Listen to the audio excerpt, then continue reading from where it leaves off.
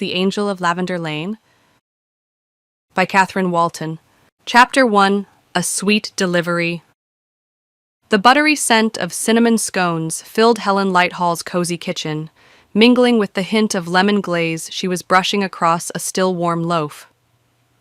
Early morning sunlight streamed through gingham curtains, casting golden squares across her flour-dusted countertops. She hummed a few off-key notes from an old hymn, something about angels walking among us, as she loaded the last batch of lavender shortbread into a tin lined with a vintage floral towel. These weren't just any pastries. Helen had spent extra care measuring the lavender, letting it steep in cream overnight to achieve that perfect balance between floral and sweet. She'd learned long ago that when someone reaches out after years of silence, you answer with your very best. "Special delivery today, boys," she said, turning to her ever-watchful audience. Halo, her yellow Labrador, tilted his head at the word delivery, his whole body language shifting to high alert. His tail began a rhythmic thump against the worn wooden floor, and his dark eyes tracked every movement of the pastry tin. Shadow, his older and wiser black-coated brother, remained motionless except for his eyes. Those somber, knowing eyes that always seemed to see more than he let on. Where Halo was enthusiasm personified, Shadow was Helen's steady sentinel, watching and weighing everything. The call had come 3 days ago, Clara James's voice, thin and hesitant over the phone, asking if Helen might have time for a visit. It had been over a year since they'd spoken, longer since they'd seen each other. Clara, once the unofficial saint of Lavender Lane, had become something of a ghost after her husband's passing.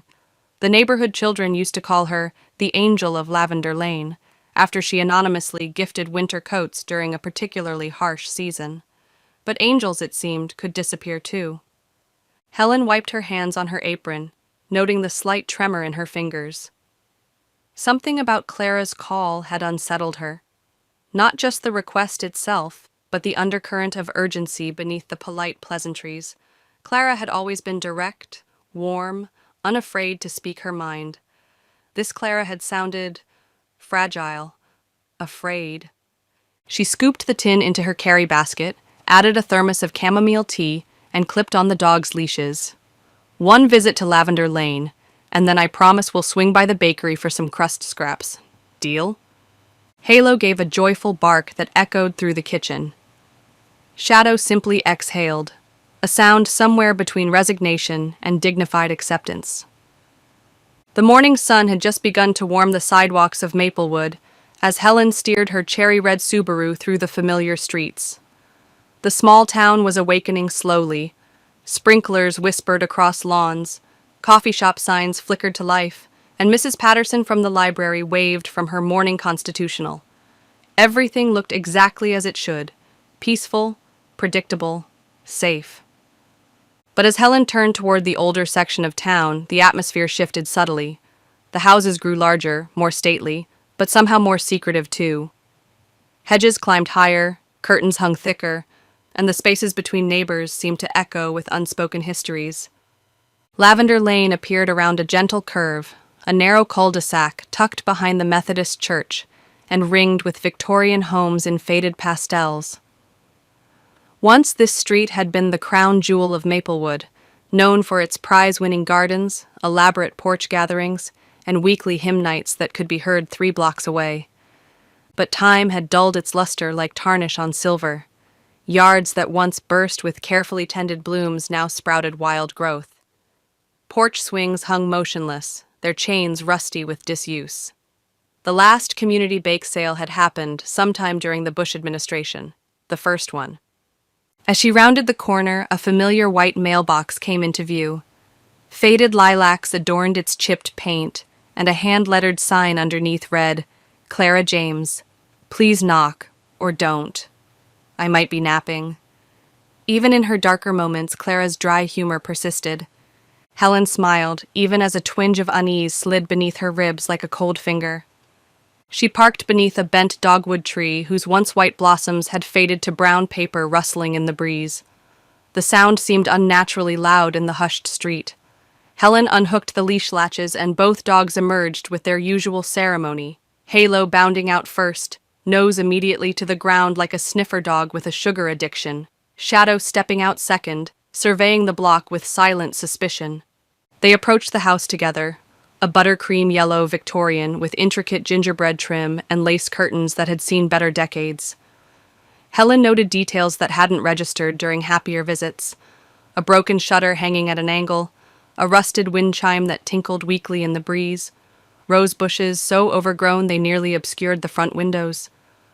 Something felt off. Not ominous exactly, just fragile, like touching a soap bubble and knowing it might burst. She knocked gently on the weather-worn door, noting how the brass knocker had tarnished to green. Nothing. She tried again, firmer this time, and heard the sound echo through what seemed like an empty house. After a pause that stretched longer than comfort, slow, shuffling footsteps approached from inside. The door creaked open a few inches, revealing a face Helen barely recognized.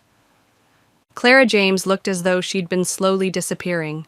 Her once perfect silver bun now resembled a bird's nest, wisps escaping at odd angles. Her cardigan, the same lavender wool she'd worn to every church social, hung loosely from shoulders that seemed to have shrunk inside it. But her eyes, still that sharp sea-glass green, were rimmed with shadows that spoke of sleepless nights and heavy thoughts. "Helen," she said, voice gravelly but warm, like an old kettle that still held heat. "You actually came." The surprise in her voice cut deeper than Helen expected. When had Clara begun doubting that people would show up for her? "Of course I did," Helen replied gently, lifting the basket. "No one ignores a request from Maplewood's honorary angel." Clara chuckled, a brittle sound that didn't quite hide the pain underneath. "That title should have been retired long ago. Angels are supposed to protect people, aren't they?" Before Helen could respond, Clara's eyes darted toward the street, then to the dogs, then back to Helen's face with an urgency that made Helen's pulse quicken. "Come in, quickly," she whispered, stepping back to create space. Helen hesitated for only a second, long enough to note the desperation in Clara's voice, before stepping inside. The dogs followed with practiced quiet, even Halo seeming to sense that his usual enthusiasm wouldn't be welcome here. The interior smelled like time itself: old books, dried rose sachets, furniture polish applied decades ago, and something more elusive that Helen couldn't name. Regret, perhaps, or secrets kept too long in the dark. Clara gestured toward a sunlit parlor where everything seemed frozen in amber light. A half-finished jigsaw puzzle lay spread across a card table, a 1,000-piece English garden that would never be completed. Next to it sat a tray with 2 empty teacups and a folded piece of paper weighted down by a pale stone that looked like it had been carried in someone's pocket for years. "I didn't invite you just for the pastries," Clara said, voice dropping to barely above a whisper. "Though Lord knows I've missed your baking." She settled into an armchair that seemed too large for her diminished frame. I need someone I can trust, someone who sees things." Helen arranged the scones on a china plate with quiet reverence, giving Clara time to gather whatever courage she was summoning. "Clara, you've known me 30 years. You can tell me anything."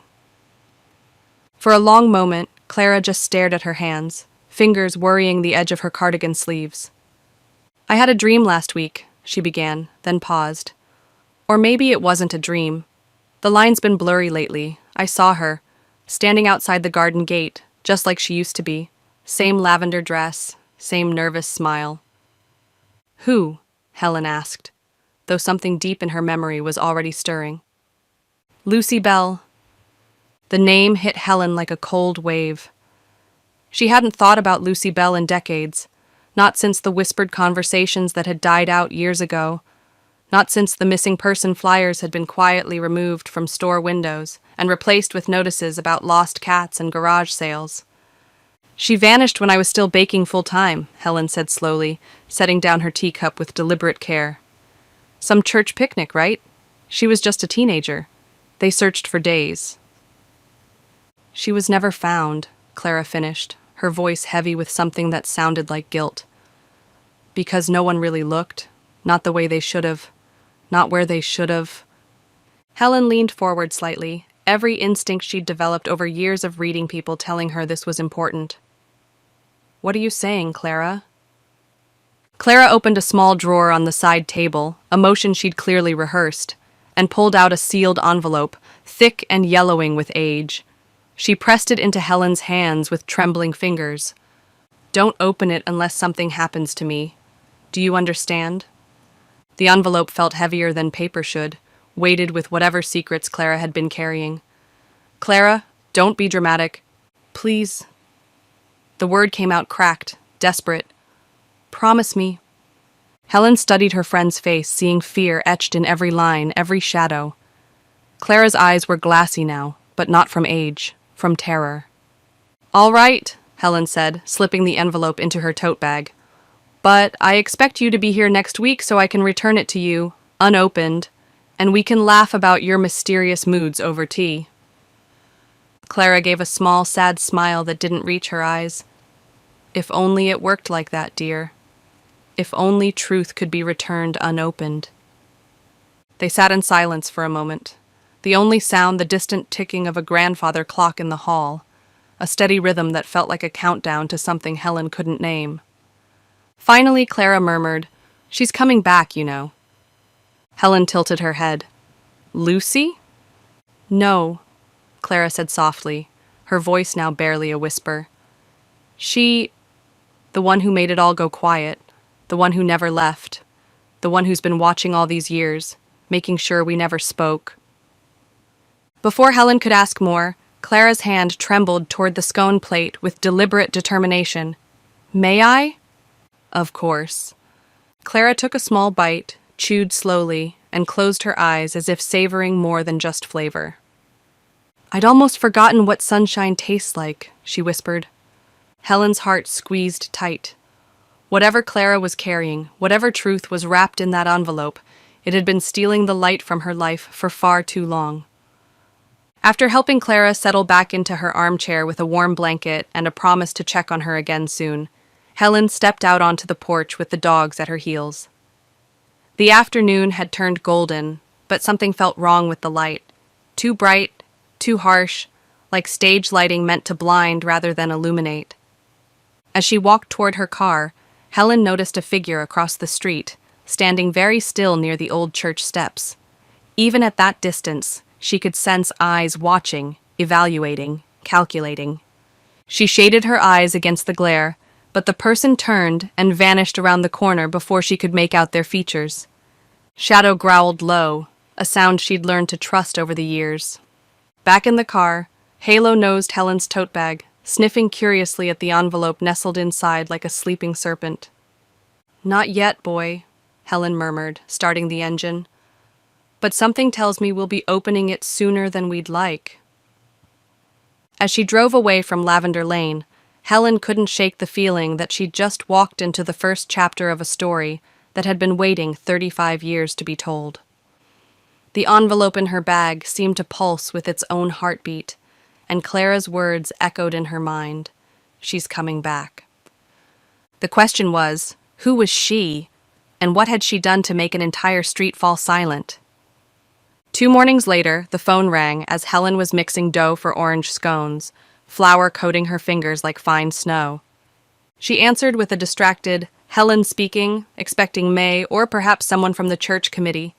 Instead, it was Camilla Brighton, the estate coordinator, a woman Helen knew only in passing from Clara's quilting circle days. "Helen, I'm sorry to be the one to tell you.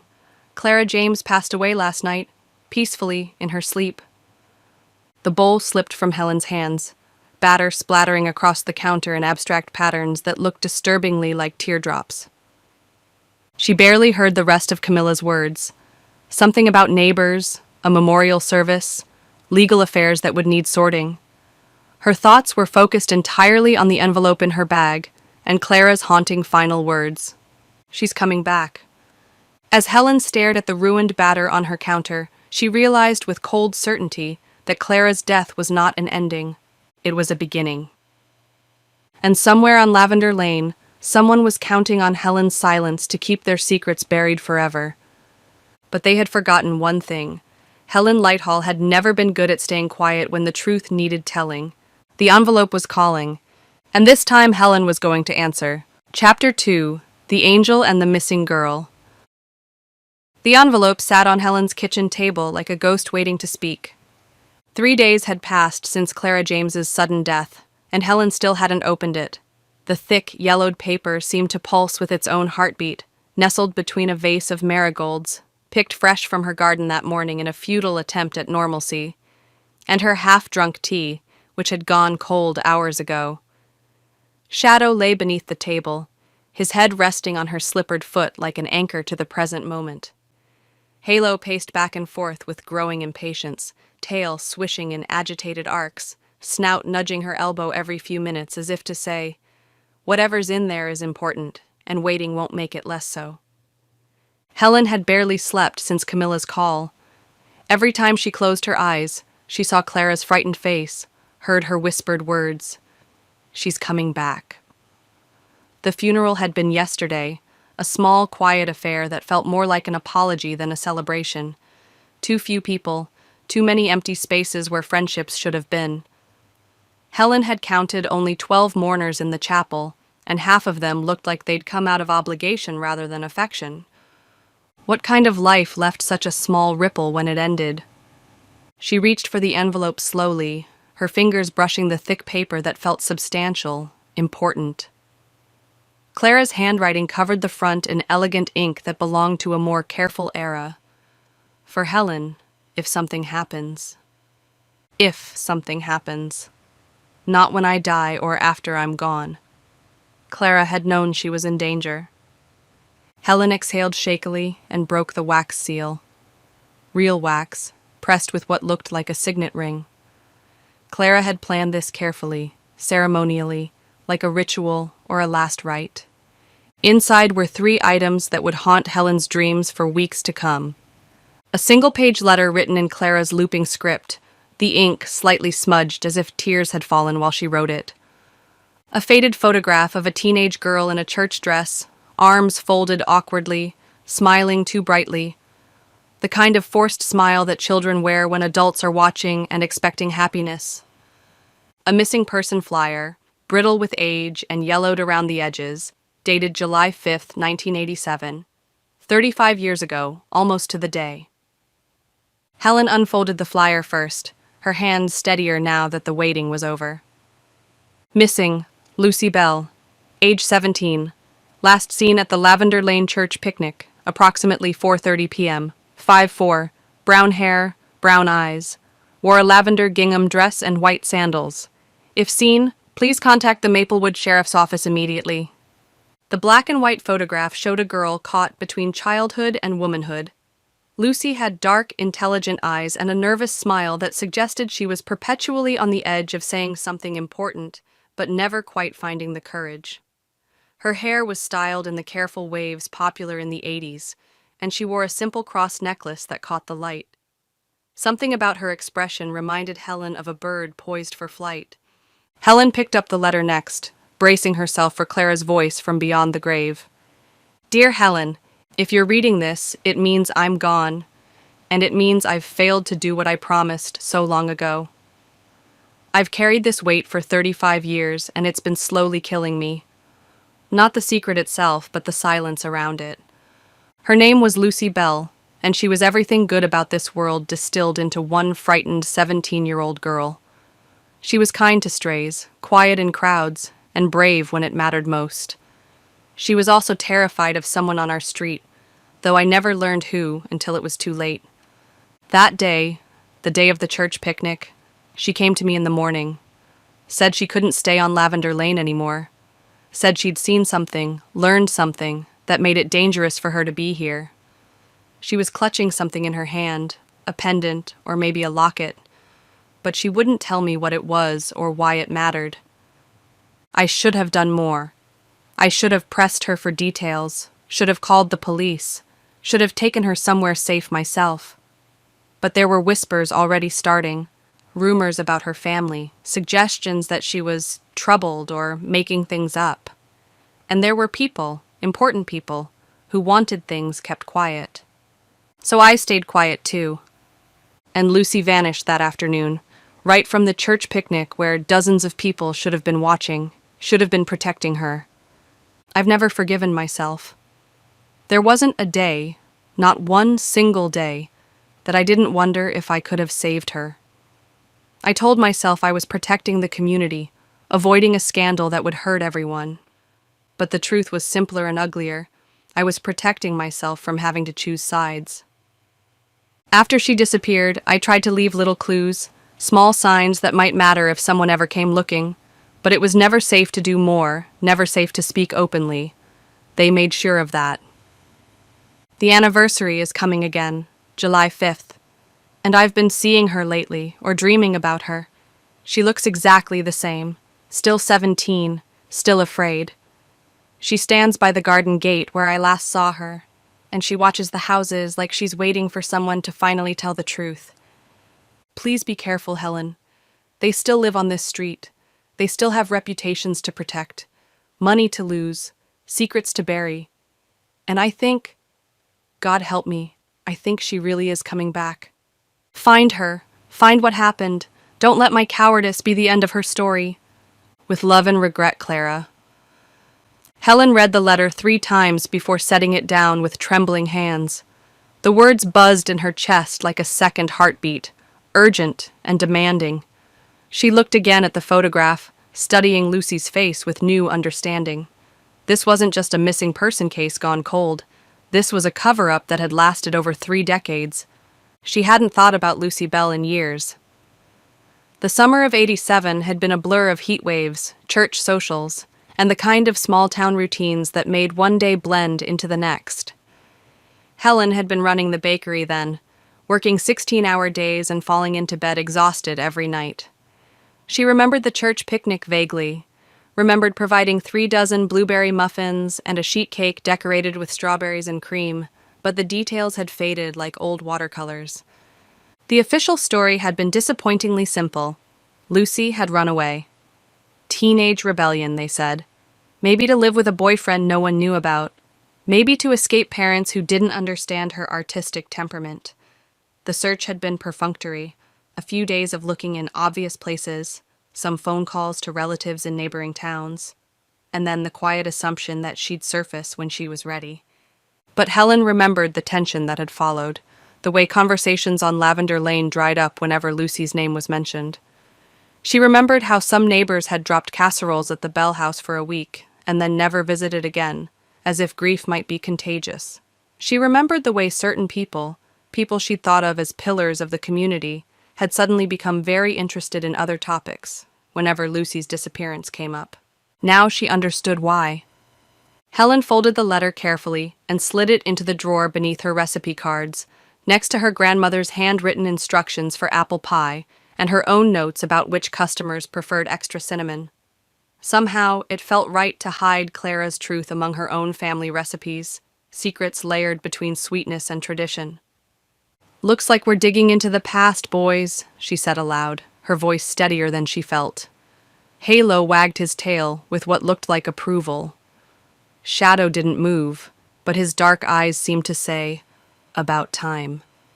She grabbed her tote bag, slung on her favorite cardigan, the blue wool one that made her feel both comfortable and competent, and tucked the photograph and flyer into a notebook. The letter she left behind, just in case she needed to deny having read it. Some truths were too dangerous to carry openly. The walk to Lavender Lane felt different this time, charged with purpose and apprehension in equal measure. Helen had always prided herself on seeing details others missed, the way Mrs. Patterson's garden reflected her moods, how the Miller children's behavior changed when their father traveled, which houses felt happy and which ones harbored sadness behind their pretty facades. Now she looked at the familiar street through the lens of Clara's letter, searching for signs she'd missed before. Lavender Lane stretched before her like a stage set, all carefully preserved charm and hidden shadows. The houses still stood in their neat little rows, each painted in cheerful pastels that seemed to insist on happiness, regardless of what happened behind their walls. Helen walked slowly, letting the dogs sniff around the cracked sidewalks and sun-faded hydrangeas, while she studied each dwelling with new eyes. Which of these picture-perfect homes had harbored a secret worth killing for? Which neighbors had chosen silence over justice? And why, after 35 years, was Clara finally ready to speak? Her first stop was the house 2 doors down from Clara's, a mint green Victorian that had once belonged to the Abbotts. Helen remembered Mrs. Abbott from the old days, a woman known for her climbing roses, her prize-winning tomatoes, and her whispered warnings about teenagers with unholy thoughts and modern ideas. She'd been the kind of neighbor who noticed everything and forgot nothing, filing away small scandals like precious currency. Now Mrs. Abbott sat on her porch in a wicker rocking chair that had seen better decades, her aluminum cane propped against a planter overflowing with petunias. Her gray curls frizzed out from beneath a straw sun hat that looked like it had survived several estate sales, and she murmured softly to herself as she pruned invisible weeds with a pair of garden scissors so dull they couldn't cut paper.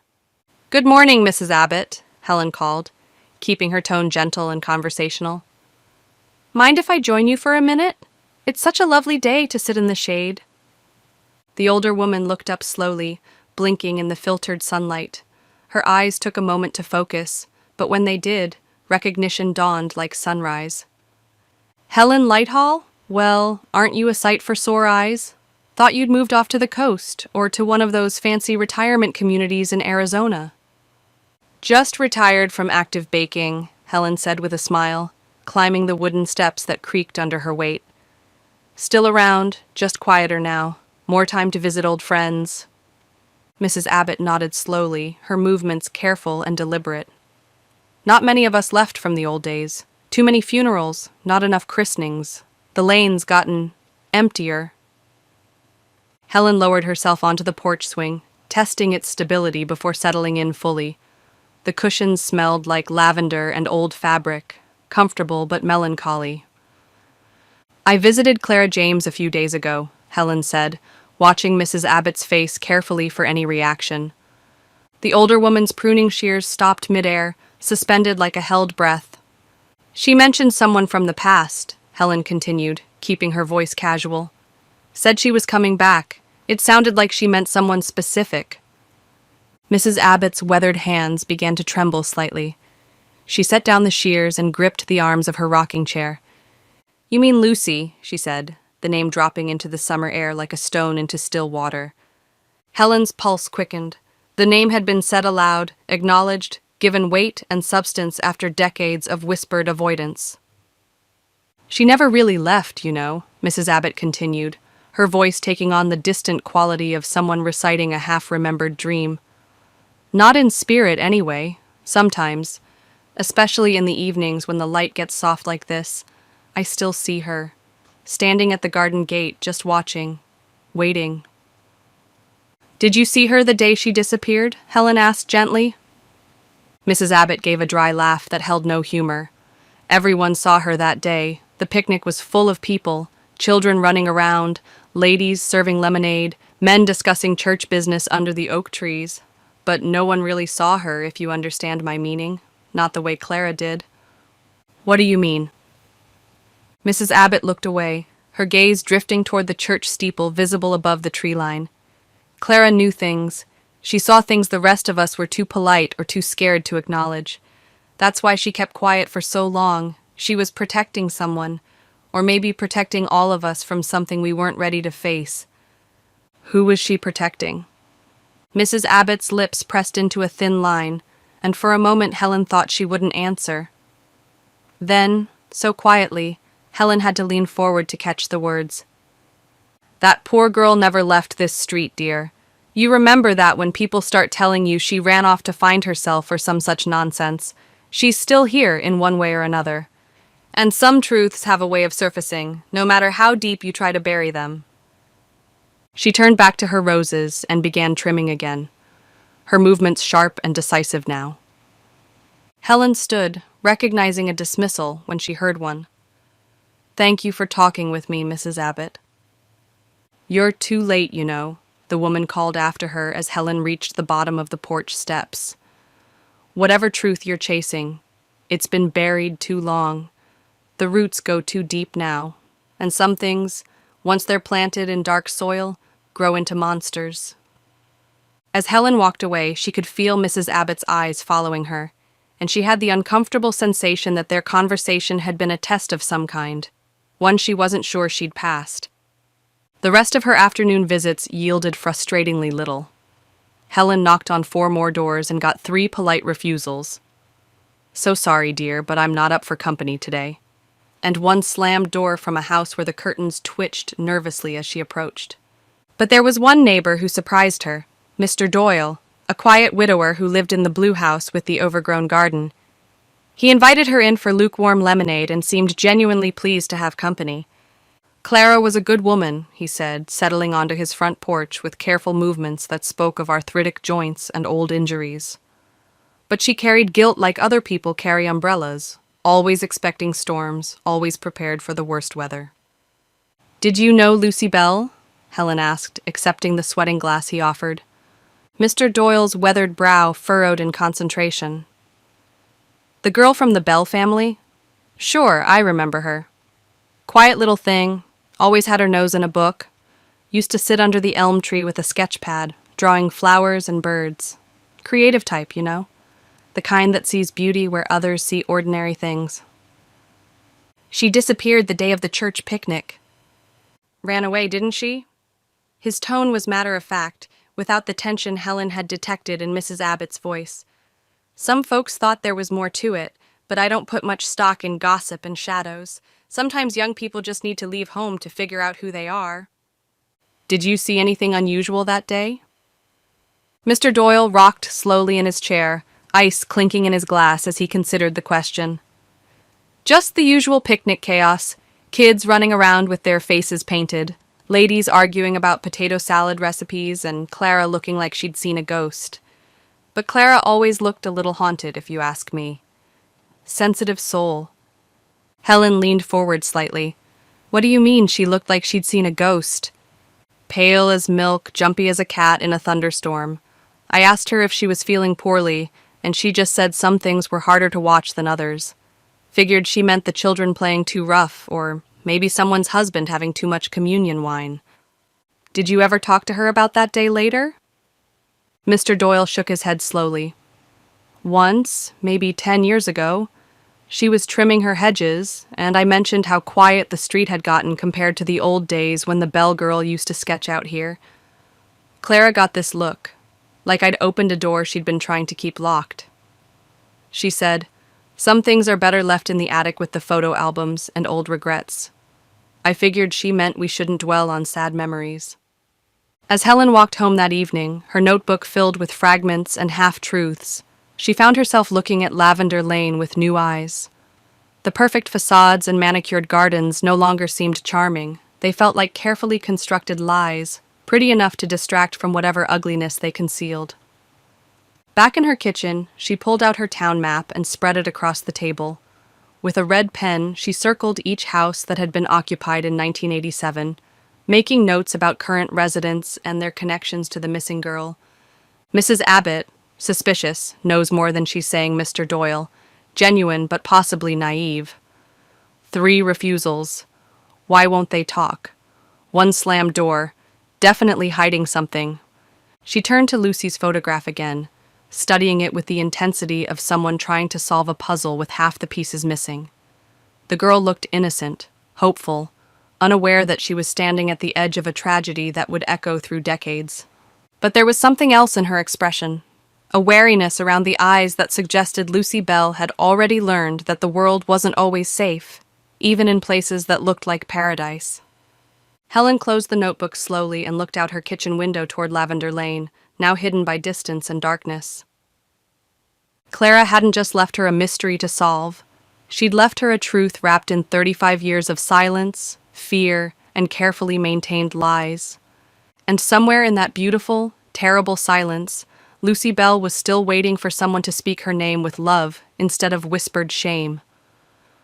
Helen touched the photograph one more time, making a silent promise. "I'll find you, Lucy. I'll find what happened to you. And I'll make sure the truth finally comes home."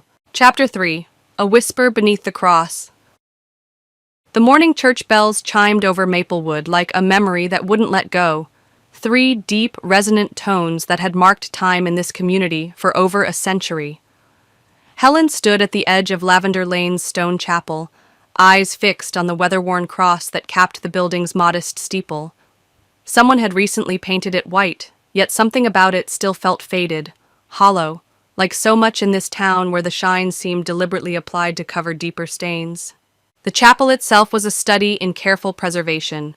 Limestone walls, scrubbed clean of decades of weather, stained glass windows that caught the morning light in jeweled fragments, and a wrought iron gate that opened with the well-oiled silence of frequent use.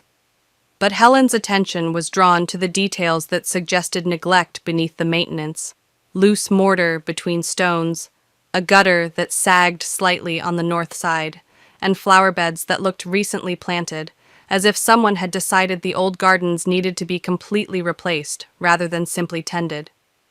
Shadow sat beside her in perfect stillness, his black coat absorbing the morning warmth, while his dark eyes tracked every movement in their vicinity. Halo had initially bounded toward every interesting scent along the fence line, investigating the remnants of Sunday's potluck, the territorial markings of the neighborhood cats, and what appeared to be a recently disturbed patch of earth near the memorial garden. But even he seemed subdued by the atmosphere of the place. Helen stepped through the wrought iron gate into the churchyard, her footsteps unnaturally loud on the gravel path. The building was unlocked as it always had been in Maplewood, a tradition that spoke of either deep trust or willful naivety. The sign on the door still read, "All are welcome," in carefully painted letters, though Helen found herself wondering if that invitation had ever truly extended to questions about the past. Inside, the chapel embraced her with the familiar scents of her childhood: beeswax candles burning in red glass holders, lemon oil polish applied to wooden pews, worn smooth by generations of worshippers, and the faint sweetness of the lavender sachets that someone, probably the altar guild, tucked between hymnals to keep them fresh. But underneath these comforting aromas lay something else: the metallic tang of cleaning solution applied too liberally, as if someone had been working very hard to scrub away traces of something unpleasant.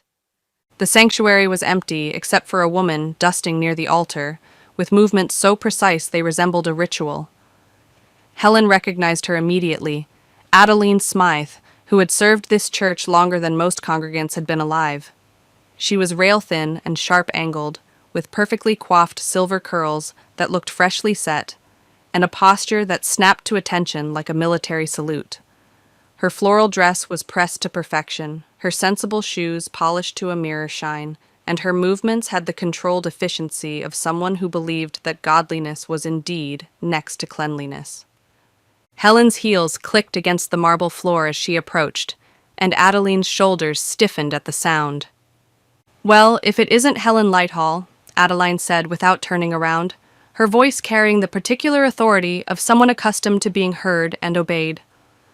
"You're not here to volunteer for flower arranging duty, are you? We've already got more volunteers than we know what to do with, and frankly, some people's idea of artistic arrangement leaves much to be desired."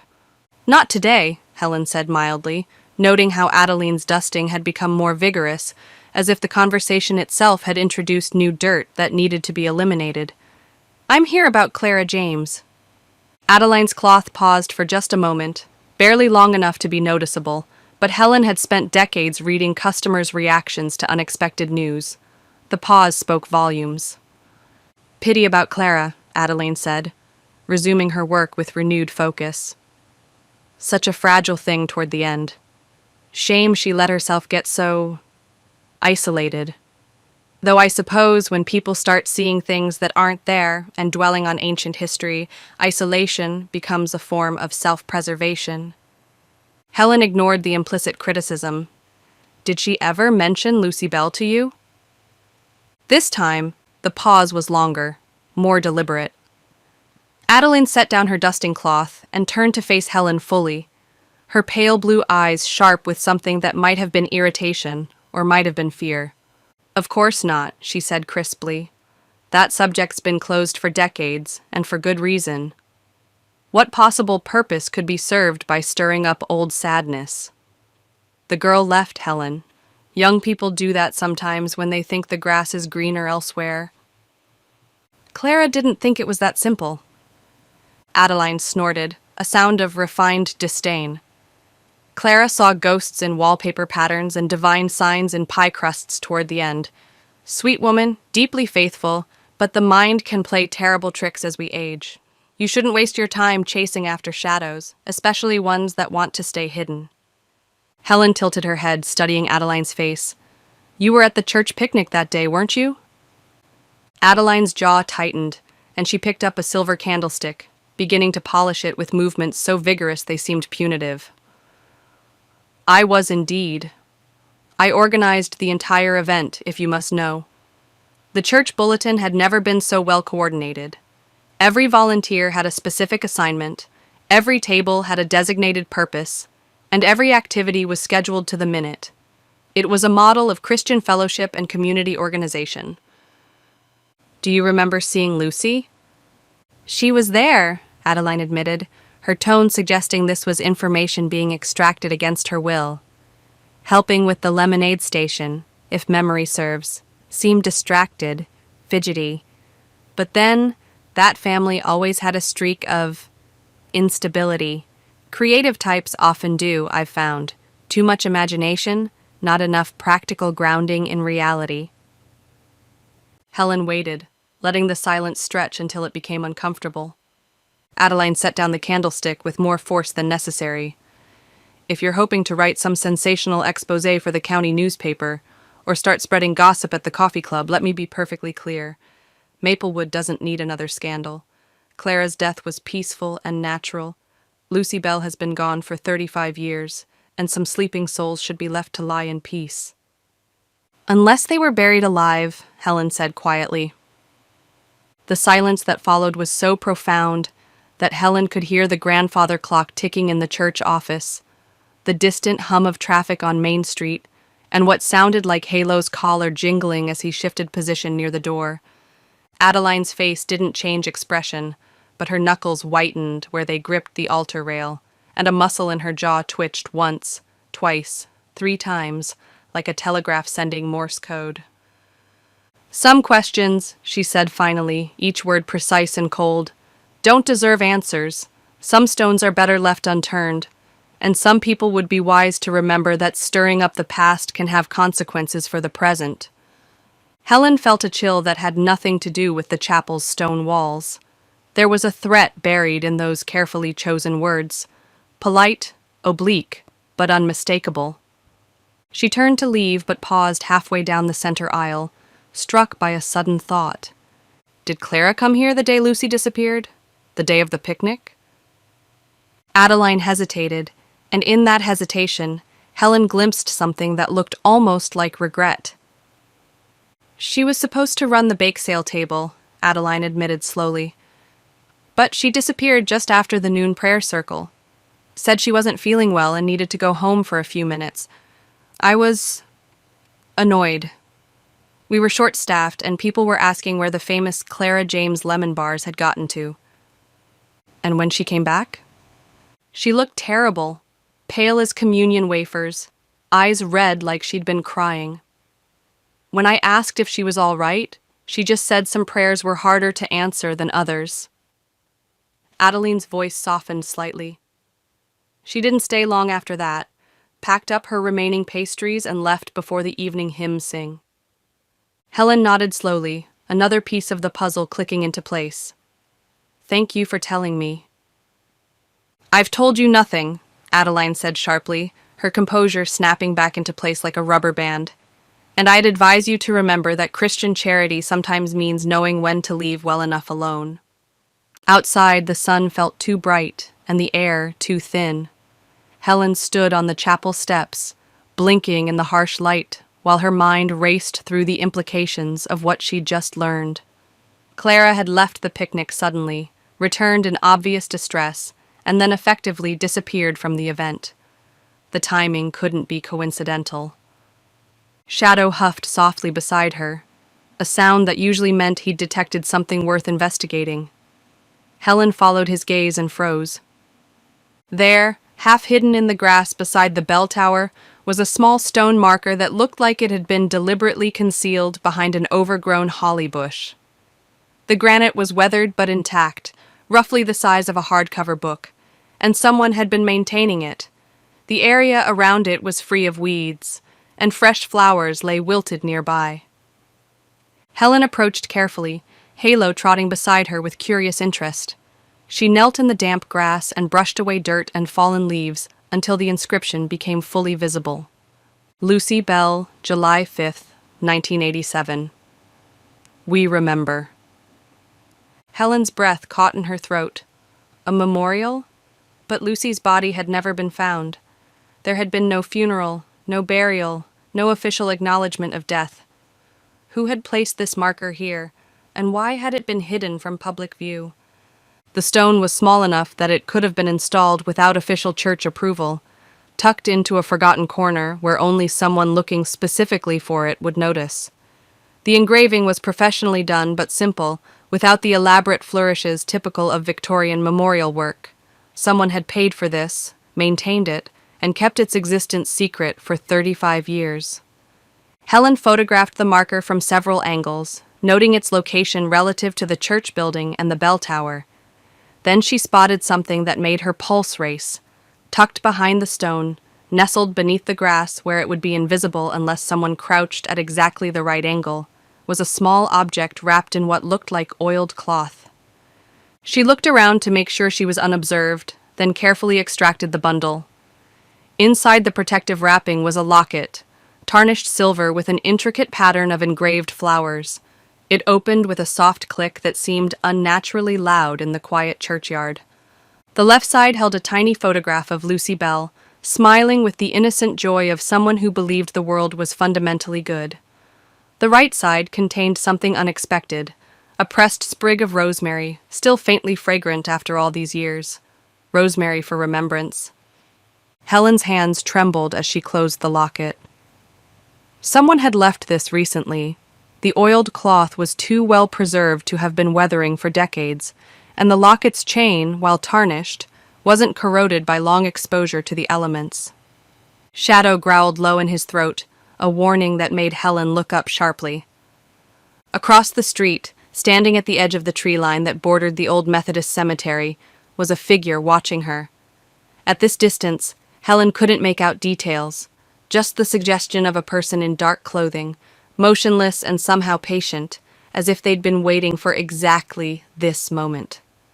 Helen squinted against the sun's glare, trying to discern whether the watcher was male or female, young or old, familiar or stranger. But as soon as she focused on the spot, the figure melted back into the shadows between the trees and disappeared completely. A coincidence? Or had someone been monitoring the memorial site, waiting to see who might come looking for Lucy's memory? Helen carefully rewrapped the locket and slipped it into her jacket pocket.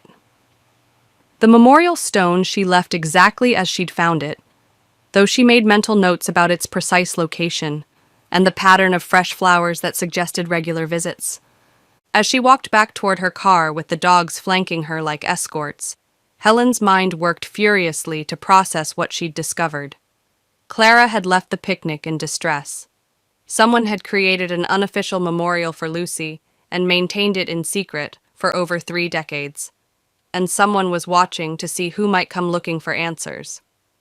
The pieces were starting to form a picture, but it was still too fragmentary to understand completely.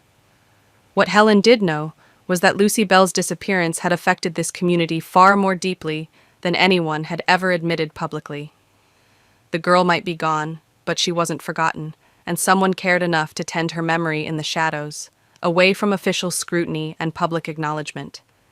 The question was whether that someone was motivated by love, guilt, or fear, and whether they would see Helen's investigation as a threat worth stopping.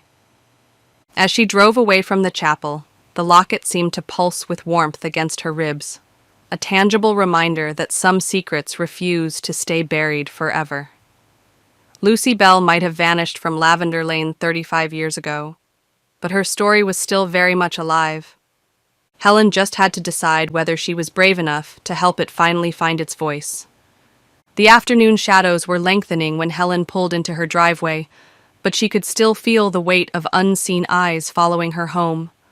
Someone on Lavender Lane was watching, waiting, and possibly planning. But they had underestimated Helen Lighthall. She had never walked away from a mystery once she'd committed to solving it. And Lucy Bell deserved nothing less than the complete truth, no matter how many people preferred the comfort of carefully maintained lies. Chapter 4. The Locked Attic. Rain tapped softly against the roof of Clara James's house, a gentle percussion that seemed to echo the rhythmic uncertainty in Helen's chest. 2 days had passed since her discovery at the church. 2 days of sleepless nights spent turning the locket over in her hands and studying Lucy's photograph until she could see it clearly with her eyes closed. Now she stood in Clara's front hallway, flanked by her faithful companions. Shadow positioned himself by the staircase like a sentinel, his dark eyes scanning the shadows that lingered despite the afternoon light filtering through lace curtains. Halo had wandered into the parlor, drawn by scents that spoke of a life recently ended. The lingering fragrance of lavender sachets, the dusty sweetness of unfinished jigsaw puzzles, and something deeper that dogs understood better than humans. The particular emptiness that follows when someone's story ends mid-sentence. Camilla Brighton appeared from the kitchen, carrying a clipboard and a thermos of what smelled like chamomile tea. Her auburn hair was tucked beneath a practical knit cap, and she wore the weary expression of someone who had spent too many hours sorting through the remnants of another person's existence. "Thank you for coming," she said, gesturing toward the narrow staircase that led to the second floor. "The estate's still in probate, but since Clara named you as her emergency contact, the lawyer says you have temporary access to personal items." Helen felt a stab of guilt at the revelation. "I didn't know she'd listed me." "She did it quietly, about 6 months ago. The paperwork was tucked in with her will." Camilla's smile was soft with understanding. Clara was always careful about details, even when she seemed scattered, especially then. They climbed the stairs together, Helen noting how each step creaked with its own distinct voice, the house's way of announcing visitors to rooms that had grown accustomed to solitude. At the landing, they faced a door Helen had never noticed during her previous visits, narrow, warped with age, and painted a pale lilac that had long since faded to the color of old bones. "The attic," Camilla explained, producing a ring of old-fashioned skeleton keys. "Clara had it locked for as long as anyone can remember. We finally got a locksmith out here this morning." She paused, studying Helen's face. "He said the lock hadn't been turned in decades. Whatever's up there, Clara wanted it to stay hidden." Helen accepted the brass key that Camilla indicated, tarnished black with age and carved with an intricate pattern that suggested it was as old as the house itself. "Why didn't you look yourself?" "Because whatever Clara kept up there, she wanted you to find it." Camilla's voice carried a note of something that might have been relief or apprehension. "And frankly, I'm not sure I have the courage to face whatever secrets she was keeping." Helen inserted the key into the ancient lock. It turned with a reluctant click that seemed to echo through the house like a gunshot. The door groaned open on hinges that hadn't moved in 30 years. Dust exploded into the hallway in a cloud so thick that Halo sneezed 3 times in rapid succession, his usual enthusiasm dampened by the assault on his sensitive nose. Helen fumbled for the light switch, hoping the old wiring still functioned. The single bulb flickered to life, revealing a space that took Helen's breath away. The attic wasn't the cluttered storage room she'd expected. Instead, it had been transformed into something between a shrine and a workshop, every surface carefully organized, every item deliberately placed. Trunks lined the walls like soldiers at attention, journals bound in leather and ribbon-filled makeshift shelves.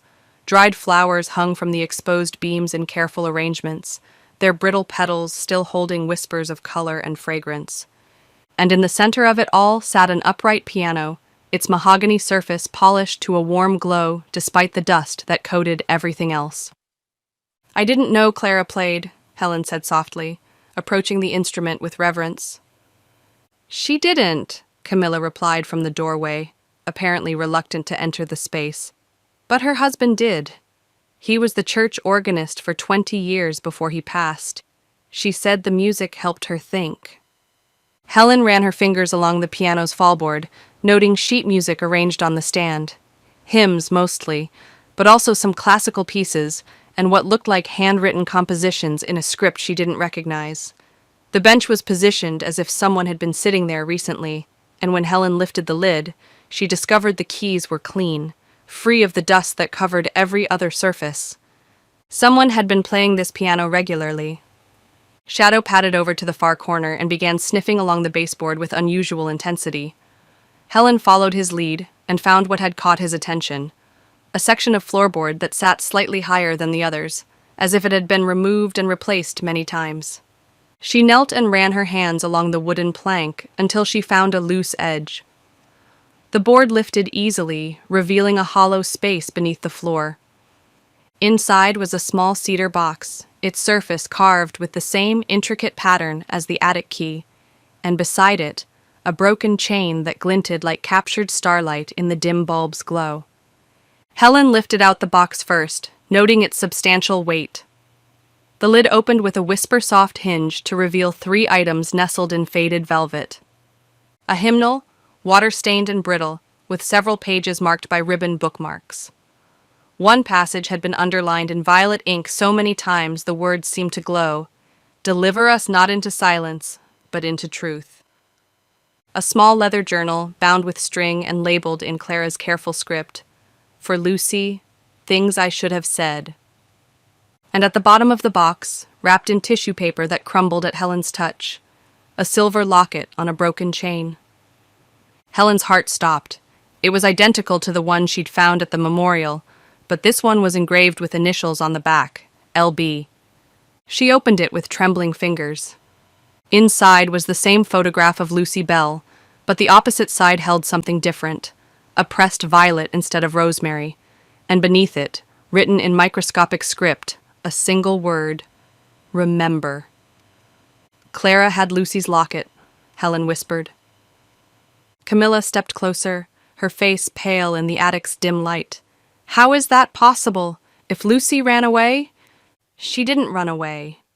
Helen's voice was steady now, certainty replacing confusion. "Clara knew exactly what happened to her, and she's been carrying the proof for 35 years. She picked up the journal next, untying the string with careful fingers. The pages were filled with Clara's handwriting, but the tone was different from her usual neat script. These words were urgent, sometimes jagged, as if written in the grip of strong emotion. June 15th, 1987. Lucy came to me again today. She's more frightened than before, says she can't sleep, can't eat. Something about music lessons and staying late. She won't say more, but her hands shake when she talks about it. June 28th, 1987. I should have pressed her for details, should have made her tell me who she's afraid of, but she begged me not to ask questions, said it would make things worse. How could they be worse? July 4th, 1987. Tomorrow is the picnic. Lucy says it's her last chance to prove what she knows. She has evidence now, something she found. I tried to talk her out of confronting anyone, but she says she can't live with the secret anymore. God help us both. The final entry was dated July 5th, the day Lucy disappeared, July 5th, 1987. I failed her. I knew she was walking into danger and I let her go anyway. The music stopped. Everything stopped. And now she's gone, and I'm the only one who knows why. The rest of the pages were blank, as if Clara's ability to write about Lucy had died along with the girl. Helen closed the journal carefully, her mind racing to process what she'd discovered. Clara hadn't just suspected something terrible had happened to Lucy, she'd known. And she'd been carrying that knowledge, along with Lucy's locket, for over 3 decades. There's more, Camilla said quietly, pointing to another loose floorboard near the piano bench. This hiding place contained a manila envelope, yellowed with age, but still sealed. Clara's handwriting on the front read, "The truth about July 5th, for Helen when I'm gone." Inside were photographs, Polaroids taken with the kind of instant camera popular in the 1980s. The images were faded but still clear enough to make Helen's blood run cold. Lucy Bell in her lavender dress, standing near the church garden shed. a man's shadow falling across her, too large and too close. Lucy's face turned toward the camera, mouth open as if crying for help. And in the final photograph, Lucy's locket lying broken on the ground beside the shed, as if torn from her neck in a struggle. Helen's hands shook as she studied the images. Clara had been there. Clara had witnessed whatever happened to Lucy, had documented it, and then had carried the burden of that knowledge in silence for 35 years. She was murdered, Helen said, the words falling into the dusty air like stones into deep water. But who would do such a thing? Camilla whispered. And why would Clara keep quiet about it?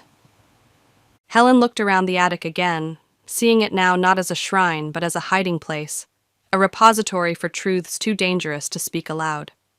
Clara had gathered evidence, preserved it carefully, and waited for someone brave enough to carry the burden she could no longer bear alone. The question was, what had Clara seen that was worth killing for? And who in Maplewood's seemingly peaceful community had been willing to murder a 17-year-old girl to keep their secrets buried?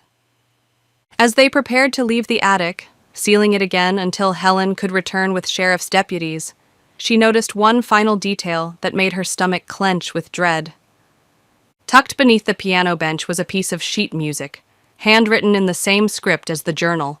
The title made Helen's blood turn to ice: Lucy's Lament, composed July 6, 1987. Someone had written a song about Lucy's death the day after it happened. Someone who knew exactly what had occurred in that garden shed. And if Clara's evidence was correct, that someone was still alive, still in Maplewood, still protected by 35 years of carefully maintained silence. But Helen Lighthall had never been good at keeping quiet when the truth demanded to be told. The game of shadows was about to end. Chapter 5. The Quilt That Spoke. Helen laid the quilt across her dining table like a sacred text waiting to be deciphered. The same lavender and cream quilt she had discovered draped across the frame in Clara's attic now stretched before her in the morning light, streaming through her kitchen windows. What had seemed like a simple comfort piece in the dusty shadows now revealed itself as something far more complex, a masterwork of hidden messages stitched in silk and cotton, waiting 35 years for someone to understand its language. Halo sat nearby with his chin resting on the polished wood floor, tail thumping gently each time Helen leaned closer to examine a section. His usual boundless energy had been tempered by the gravity he sensed in her movements. Shadow remained stationed by the back door, but his dark eyes never left Helen's face, as if he understood that this moment would change everything that followed. Helen had spent the sleepless hours since leaving Clara's attic studying the photographs, reading and rereading the journal entries, and trying to piece together a coherence from the fragments of evidence Clara had left behind. But it was the quilt that held the most secrets. She could feel it in the deliberate weight of each stitch, the careful placement of every fabric choice. Clara had once told her during a church quilting bee, "A quilt isn't just cloth and thread, Helen. It's a conversation with the future. Every stitch carries intention. Every pattern holds meaning. If you look closely enough, you can read a quilter's heart." Now Helen was reading Clara's heart, and what she found there was a lifetime of carefully buried truths. She ran her fingers along the intricate seams, noting how the pattern appeared traditional at first glance. Log cabin blocks bordered by floral panels in the classic wedding ring design that had been popular for generations. But Clara had never been a woman who settled for tradition without adding her own quiet rebellion. Each cabin block bore embroidered initials in the corner, worked in threads so fine they were almost invisible unless you knew where to look. Helen pulled out her magnifying glass, the one she used for reading recipe measurements, and began cataloging what she found. CJ in pale yellow thread, Clara James herself. TM in lavender, Tilda Jameson, the church choir director who had left town suddenly in late 1987. AB in rose pink, Agnes Bell, Lucy's mother, who had died 10 years ago, still believing her daughter had run away. MW in sage green, initials Helen didn't immediately recognize. And in the center square, the place of honor in any wedding ring quilt, was a block that took Helen's breath away. LB embroidered in silver thread that caught the light like tears. Lucy Bell, But this block was different from all the others. Instead of following the log cabin pattern, it had been pieced with fabric that seemed to tell a story. Lavender gingham, the same pattern Lucy had worn to the picnic, white cotton that might have come from a blouse or undergarment, and woven through it all, tiny pieces of burgundy silk that looked disturbingly like dried blood. Helen's hands trembled as she examined the center more closely. There, stitched into the very heart of Lucy's block in thread so fine it was nearly invisible, was a message. She saw what he did in the garden. The words seemed to pulse with their own heartbeat, 35 years of silence finally finding voice through needle and thread. But there was more.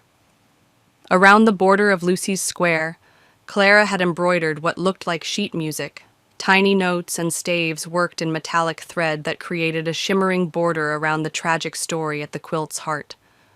Helen squinted at the musical notation, wishing she could read music well enough to decode whatever song Clara had immortalized in fabric. But even without musical literacy, she could see that the composition was complex, deliberate.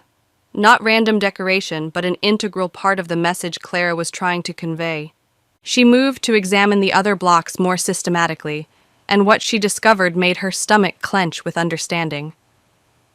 The TM block, Tilda Jameson, contained fabric that looked like choir robe material, deep blue with gold thread.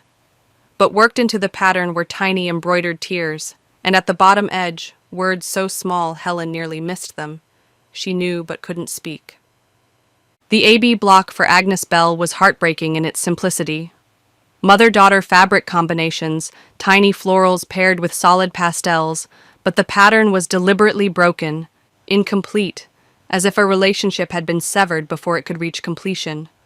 And the MW block revealed its secret when Helen examined it under the magnifying glass. The initials were surrounded by musical notes and what looked like piano keys, worked in black and white thread.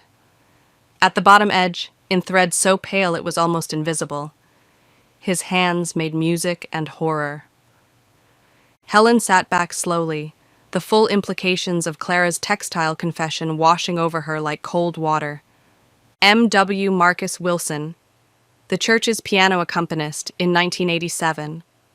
A quiet man who had provided music for services, weddings, and special events like the annual picnic.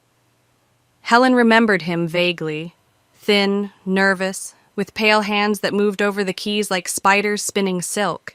He had left Maplewood shortly after Lucy's disappearance, citing a job opportunity in another state. No one had thought much of it at the time.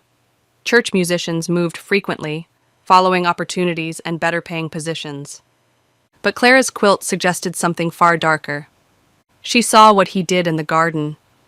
His hands made music and horror. Helen's mind raced back to the evidence she'd found in the attic.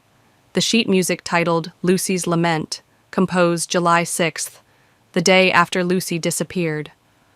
The journal entries about Lucy being afraid of music lessons and staying late. Marcus Wilson hadn't just been the church pianist. He had been Lucy's private music teacher. And according to Clara's carefully stitched testimony, Lucy had witnessed him doing something terrible in the church garden. Something worth killing to keep secret. Helen reached for her phone to call Sheriff Mike, but stopped when she noticed something else about the quilt's construction. In each corner, Clara had stitched what looked like compass directions. Tiny arrows pointing north, south, east, and west. But when Helen studied them more closely, she realized they weren't compass points at all. They were pointing to specific locations around the church grounds. The north arrow pointed toward the memorial garden, where Helen had found Lucy's locket. The east arrow indicated the garden shed where Lucy's Polaroid photos had been taken. The south arrow aimed toward the old parish house, abandoned since the 1990s, and the west arrow pointed directly at the church cemetery. Helen's blood turned to ice as understanding dawned. Clara hadn't just documented Lucy's murder. She had created a treasure map showing where evidence might be found, or where Lucy herself might be buried. The west arrow pointing toward the cemetery wasn't decorative, it was directional. Lucy Bell had never left Maplewood. She had been buried somewhere on consecrated ground, hidden in plain sight while her family grieved, and her community whispered about teenage rebellion and artistic temperament. Helen carefully folded the quilt and placed it in her car, along with the photographs and journal from Clara's attic.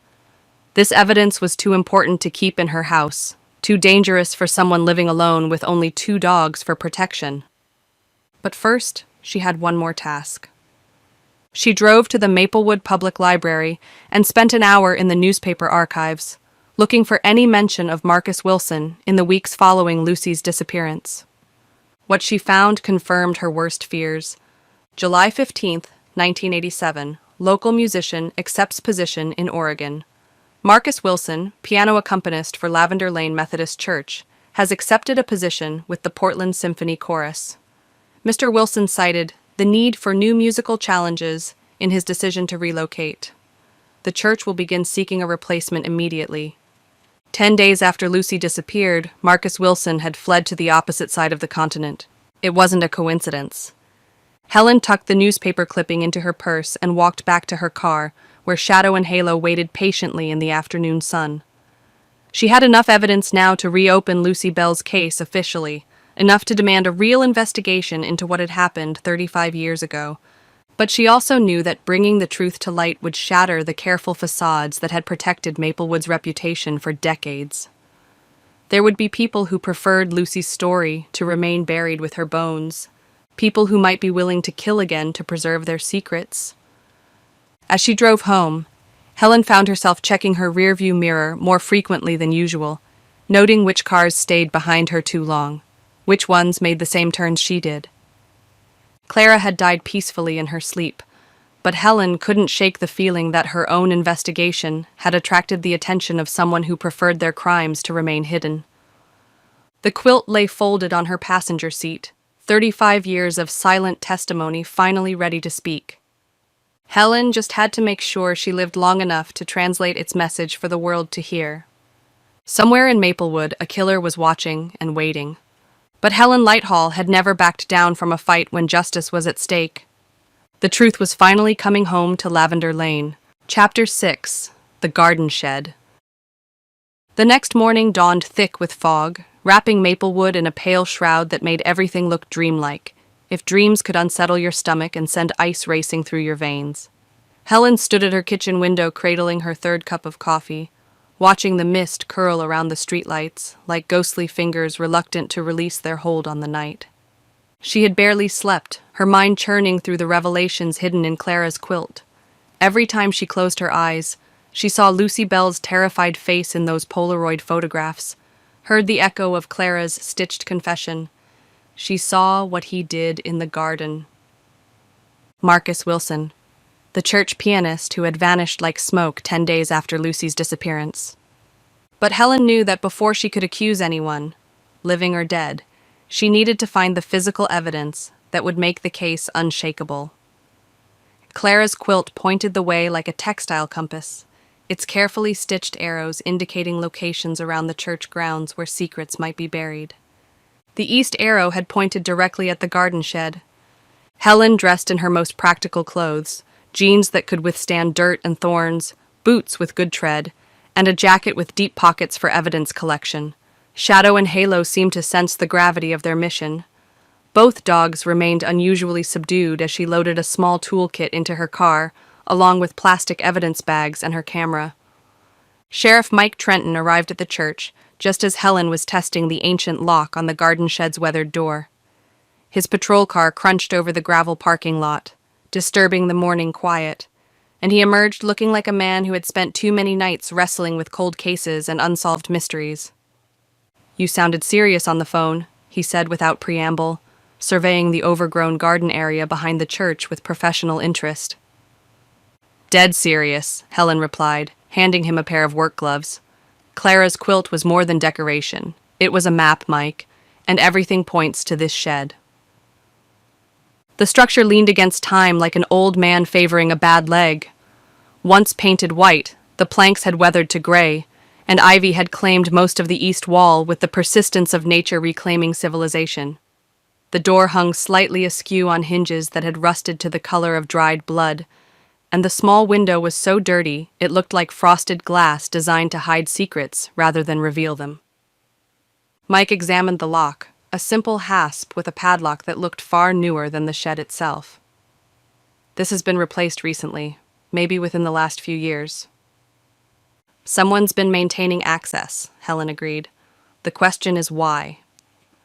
Mike produced bolt cutters from his cruiser and made quick work of the modern lock. The door resisted their first attempt to open it, wood swollen with decades of moisture and neglect, but a firm push from Mike's shoulder sent it creaking inward with a sound like a death rattle. The smell hit them immediately, not the expected mustiness of old wood and forgotten tools, but something sharper, more chemical. Cleaning solution mixed with something organic and wrong, as if someone had been working very hard to scrub away evidence that refused to stay buried.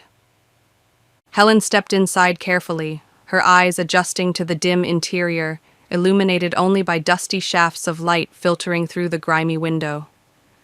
Garden tools lined one wall in neat rows, too neat, as if they'd been arranged recently. A workbench dominated the back wall, its surface scarred by years of use but conspicuously clean, as though it had been scrubbed with industrial thoroughness. But it was what lay scattered across the floor that made Helen's breath catch in her throat. Rose petals, dozens of them, dried and brittle, in shades of pink and lavender that matched the flowers from Lucy's memorial. But these weren't decorative. They were distributed in a pattern, almost like a ritual offering or the remnants of some kind of ceremony. "Someone's been coming here regularly," Mike observed, crouching to examine a patch of disturbed earth near the workbench. "Look at this." The dirt floor showed clear signs of recent excavation, not deep digging, but the kind of careful disturbance that suggested someone had been burying or retrieving small objects. Mike used a trowel from the tool rack to scrape away the loose soil, revealing something that made Helen's heart pound. A small metal box, rusted but intact, roughly the size of a jewelry case. Inside, wrapped in plastic that had kept it dry through decades of burial, was a cassette tape labeled in careful script, "Lucy's Evidence, July 4th, 1987. Helen stared at the tape as understanding crashed over her like a wave. Lucy hadn't just witnessed Marcus Wilson's crime, she had recorded it. And someone had been coming to this shed for 35 years, maintaining the hiding place where the most dangerous evidence was buried.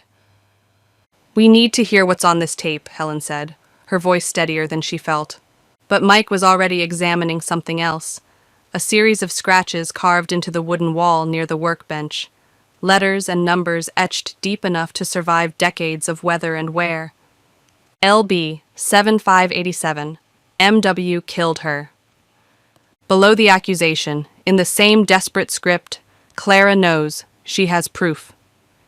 Helen felt the pieces of the puzzle sliding into place with terrible clarity. Lucy had discovered evidence of Marcus Wilson committing some crime, possibly abuse, possibly murder of another victim. She had recorded proof and hidden it in this shed. But when she tried to expose him, he had killed her to silence her forever. And Clara, arriving at the garden that day, had witnessed Lucy's murder, but had been too terrified to come forward immediately. By the time she found the courage to speak, Marcus had already fled, and Lucy's evidence was buried in this forgotten corner of consecrated ground. "There's more," Mike said grimly, using his flashlight to illuminate the darkest corner of the shed. Hidden behind a stack of moldering burlap sacks was another small excavation site, this one marked by a crude wooden cross and a spray of wilted flowers. When Mike cleared away the debris, they found something that made Helen sink to her knees in horror. Bones, small, delicate, unmistakably human. Not Lucy's bones, these were older, smaller, belonging to someone even younger. A child, perhaps 10 or 11 years old. "Jesus," Mike whispered, immediately reaching for his radio to call for backup and the coroner. "Helen, we're not just looking at one murder. This bastard was a serial killer." Helen stared at the tiny grave, understanding finally dawning with sickening completeness. Marcus Wilson hadn't just killed Lucy to hide evidence of his abuse.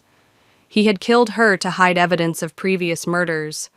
Children who had trusted him, learned music from him, and died for their innocence. Lucy Bell had stumbled onto the truth about a predator who used his position in the church to access victims. She had tried to do the right thing, to save other children from his evil. And she had died for her courage. The cassette tape in Helen's hands seemed to grow heavier as she realized what they would find when they played it. Lucy's voice, probably recorded in secret during one of her piano lessons, capturing Marcus Wilson in the act of threatening or abusing someone. Evidence that would have sent him to prison for life, if Lucy had lived long enough to present it. "We need to contact the FBI," Mike said, his voice tight with controlled rage. "If there are more victims, more burial sites, this becomes a federal case." Helen nodded, carefully sealing the cassette tape in an evidence bag while Mike secured the crime scene. As they waited for backup to arrive, she found herself staring at the carved message on the wall. "Clara knows. She has proof." Clara had known the truth for 35 years. She had carried the weight of Lucy's murder and the knowledge of other victims, stitching her testimony into quilts and hiding evidence in attics because she was too afraid to speak aloud. But fear wasn't cowardice, Helen realized. Clara had been protecting herself and others from a killer who might return to silence anyone who threatened his freedom. She had preserved the evidence carefully, waiting for someone brave enough to carry the burden forward. As the first police cars arrived and the garden shed transformed into a crime scene, Helen made a silent promise to both Lucy Bell and Clara James. Their courage would not be wasted. Their sacrifices would finally bring justice. Marcus Wilson might have escaped human law 35 years ago, but he could not escape the truth forever. The dead had spoken through cloth and thread, through hidden recordings and desperate carvings in wooden walls. Now it was time for the living to listen and to act. Chapter 7: The Woman in Greenpoint. Greenpoint sat 30 miles north of Maplewood, like a forgotten watercolor painting, all faded blues and muted grays under a sky that never quite decided between sunshine and sorrow. Helen navigated the winding country roads that led to the small town, her hands gripping the steering wheel as tightly as she held on to the hope that this journey would finally provide the answers she desperately needed. The cassette tape from the garden shed rode in her passenger seat, sealed in its evidence bag like a time bomb waiting to explode 35 years of carefully maintained silence. Sheriff Mike had insisted on making copies before allowing her to take the original to Greenpoint. 3 decades of police work had taught him that crucial evidence had a way of disappearing when powerful people felt threatened.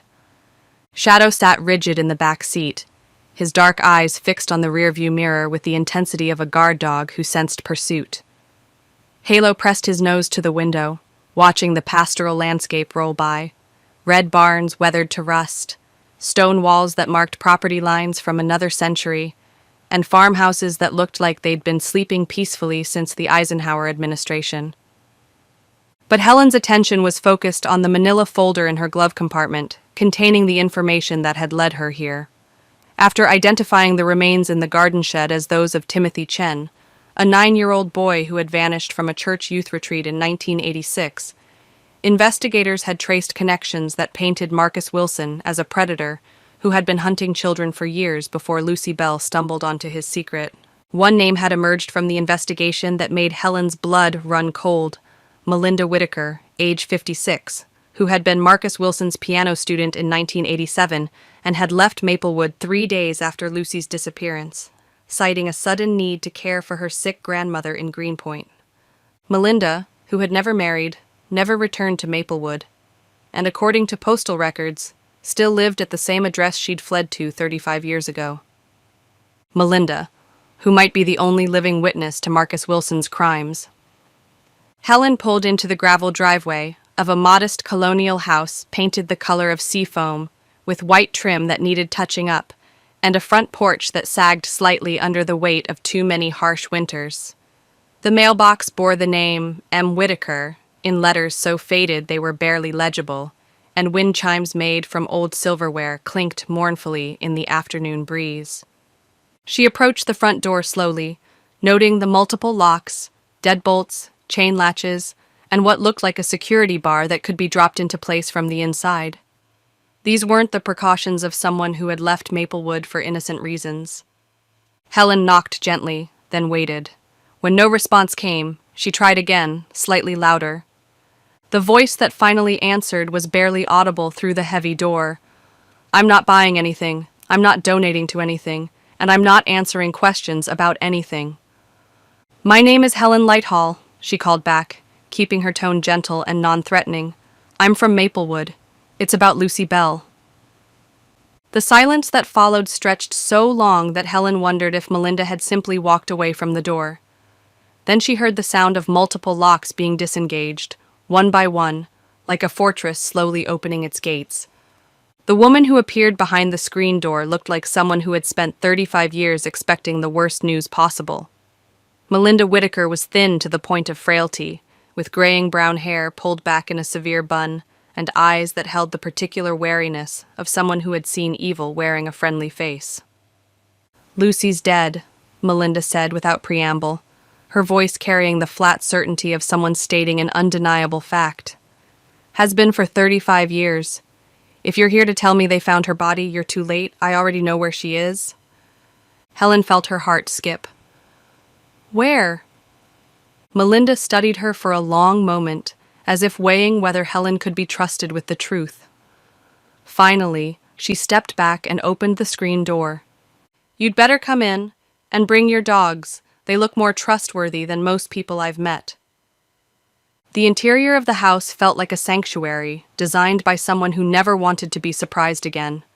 Heavy curtains blocked most of the natural light. Multiple locks secured every door and window, and security cameras monitored the approaches from several angles.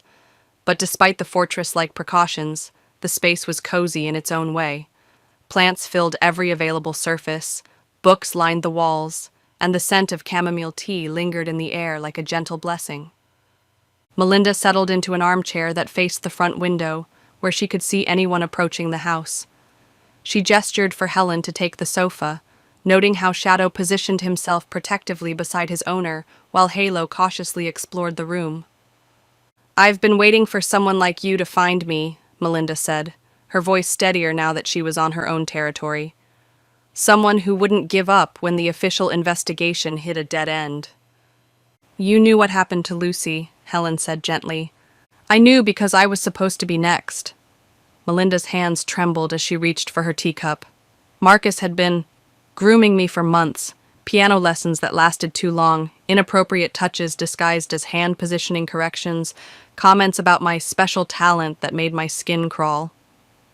Helen leaned forward slightly, careful not to appear threatening or pushy. "Did you tell anyone?" "I tried to tell my parents, but Marcus was so respected in the community. He played for weddings, funerals, every important church event. When I complained, my mother said I was imagining things, being dramatic. She was thrilled that someone of his caliber was willing to give me private lessons for free." The bitter laugh that escaped Melinda's lips held 35 years of accumulated pain. Free. As if monsters ever give anything away without expecting payment. What happened the day Lucy disappeared? Melinda closed her eyes, and Helen could see her gathering the courage to revisit memories she had probably spent decades trying to forget. Lucy had been acting strange for weeks, nervous, jumpy, like she was carrying a terrible secret. She kept staring at Marcus during church services, and I caught her following him around the building during social events. I thought she had a crush on him at first, the way some teenage girls do with older men they think are sophisticated. She paused, sipping her tea with hands that shook slightly. But then she cornered me after youth group one evening. Said she knew about the private lessons, and that Marcus was dangerous. She told me she had proof, recordings she'd made with a small tape recorder her father had given her for school projects. Helen's pulse quickened, the cassette tape they'd found in the garden shed. Lucy said she was going to expose him at the church picnic in front of everyone, make it impossible for the church leadership to ignore or cover up. Melinda's voice dropped to barely above a whisper. I begged her not to do it, told her it would be her word against his, and that powerful men like Marcus always found ways to make troublesome girls disappear. But she wouldn't listen. She was brave in a way I wasn't. She said someone had to stop him before he hurt more children. She knew about Timothy Chen, the little boy who'd gone missing the year before. Marcus had been his piano teacher, too. Helen felt pieces of the puzzle clicking into place with horrible clarity. So, Lucy confronted him at the picnic? She tried to. I saw her approach him near the garden shed, holding her little tape recorder. They talked for maybe 5 minutes, and then... Melinda's voice broke. Then he grabbed her arm and dragged her behind the building. I wanted to help, but I was terrified. I ran to find an adult, but by the time I brought Clara James back to the garden, Lucy was gone. And Marcus? Acting like nothing had happened, said Lucy had wandered off, probably gone home early because she wasn't feeling well. Clara knew something was wrong. I could see it in her face. But Marcus was so calm, so convincing. Helen leaned back, processing the full scope of the tragedy. Lucy Bell had died trying to save other children from a predator who used his position of trust to access victims, and the adults who should have protected her had failed her completely. Why didn't you tell the police what you'd seen? Melinda's laugh was bitter. Because 3 days later, Marcus cornered me after my lesson and told me exactly what would happen if I ever spoke about Lucy. He described how easy it would be to make me disappear, too. How my parents would never think to blame their daughter's beloved piano teacher. She pulled up her sleeve, revealing a thin white scar that ran from her wrist to her elbow. He gave me this as a reminder. Said it was just a preview of what he'd do if I didn't keep my mouth shut and leave town immediately. Helen stared at the scar, feeling rage build in her chest like a storm gathering strength. So, you came here. My grandmother really was sick, so the story was believable. I told everyone I was taking a year off to care for her. But a year became 5, then 10, then forever. I never went back to Maplewood. Never learned to play piano again. Never trusted another adult man for the rest of my life. They sat in silence for several minutes, the weight of 35 years of buried trauma settling between them like dust in an abandoned room. Finally, Helen asked the question that had brought her here. Do you know where Lucy is buried? Melinda nodded slowly. Marcus bragged about it the night he threatened me. Said Lucy was resting somewhere she'd always be surrounded by music and prayers, where no one would ever think to look for someone who was supposed to have run away. Helen's blood turned to ice as understanding dawned. The church cemetery. Under the bell tower, where they buried the old pastor's wife the month before. Marcus had helped dig that grave as part of his volunteer duties. He knew the exact layout, knew that no one would ever disturb consecrated ground that had been properly blessed and recorded in the church records. Helen closed her eyes, imagining Lucy Bell's final resting place, hidden beneath another woman's headstone, her murder disguised as Christian charity, her young body feeding the roots of the flowers that mourners brought to honor someone else's memory. There's something else, Melinda said quietly. A reason I've been expecting someone like you to find me eventually. She rose and walked to an old secretary desk in the corner, returning with a small wooden box that looked like it had been carved by hand decades ago. Inside, wrapped in tissue paper, was a silver locket on a broken chain. Helen's breath caught. Lucy's locket? She gave it to me the morning of the picnic. Said if anything happened to her, I should make sure someone who cared about the truth would find it eventually. Melinda's voice was thick with unshed tears. I've been carrying it for 35 years, waiting for the right person to give it to. Helen accepted the locket with trembling hands, opening it to reveal the same photograph of Lucy she'd seen before, but this time accompanied by a tiny piece of paper with writing so small it required a magnifying glass to read, Marcus Wilson killed Timothy Chen. He will kill me too. Tell the truth. L.B. Helen looked up at Melinda, seeing the relief in the older woman's eyes, the expression of someone finally setting down a burden that had been crushing her soul for decades. Will you help us? Helen asked. Will you testify about what you saw? I will, Melinda said with quiet determination. It's time the truth came home to Maplewood. Lucy deserves that much, and so do all the children Marcus might have hurt if he's still alive. As Helen prepared to leave Greenpoint with Lucy's final testimony clutched in her hands, She realized that their investigation had moved beyond seeking justice for one murdered girl. They were now hunting a serial killer who had used religious faith as camouflage for unthinkable evil. And somewhere, Marcus Wilson might still be alive, still preying on innocent children, still believing he had escaped the consequences of his crimes.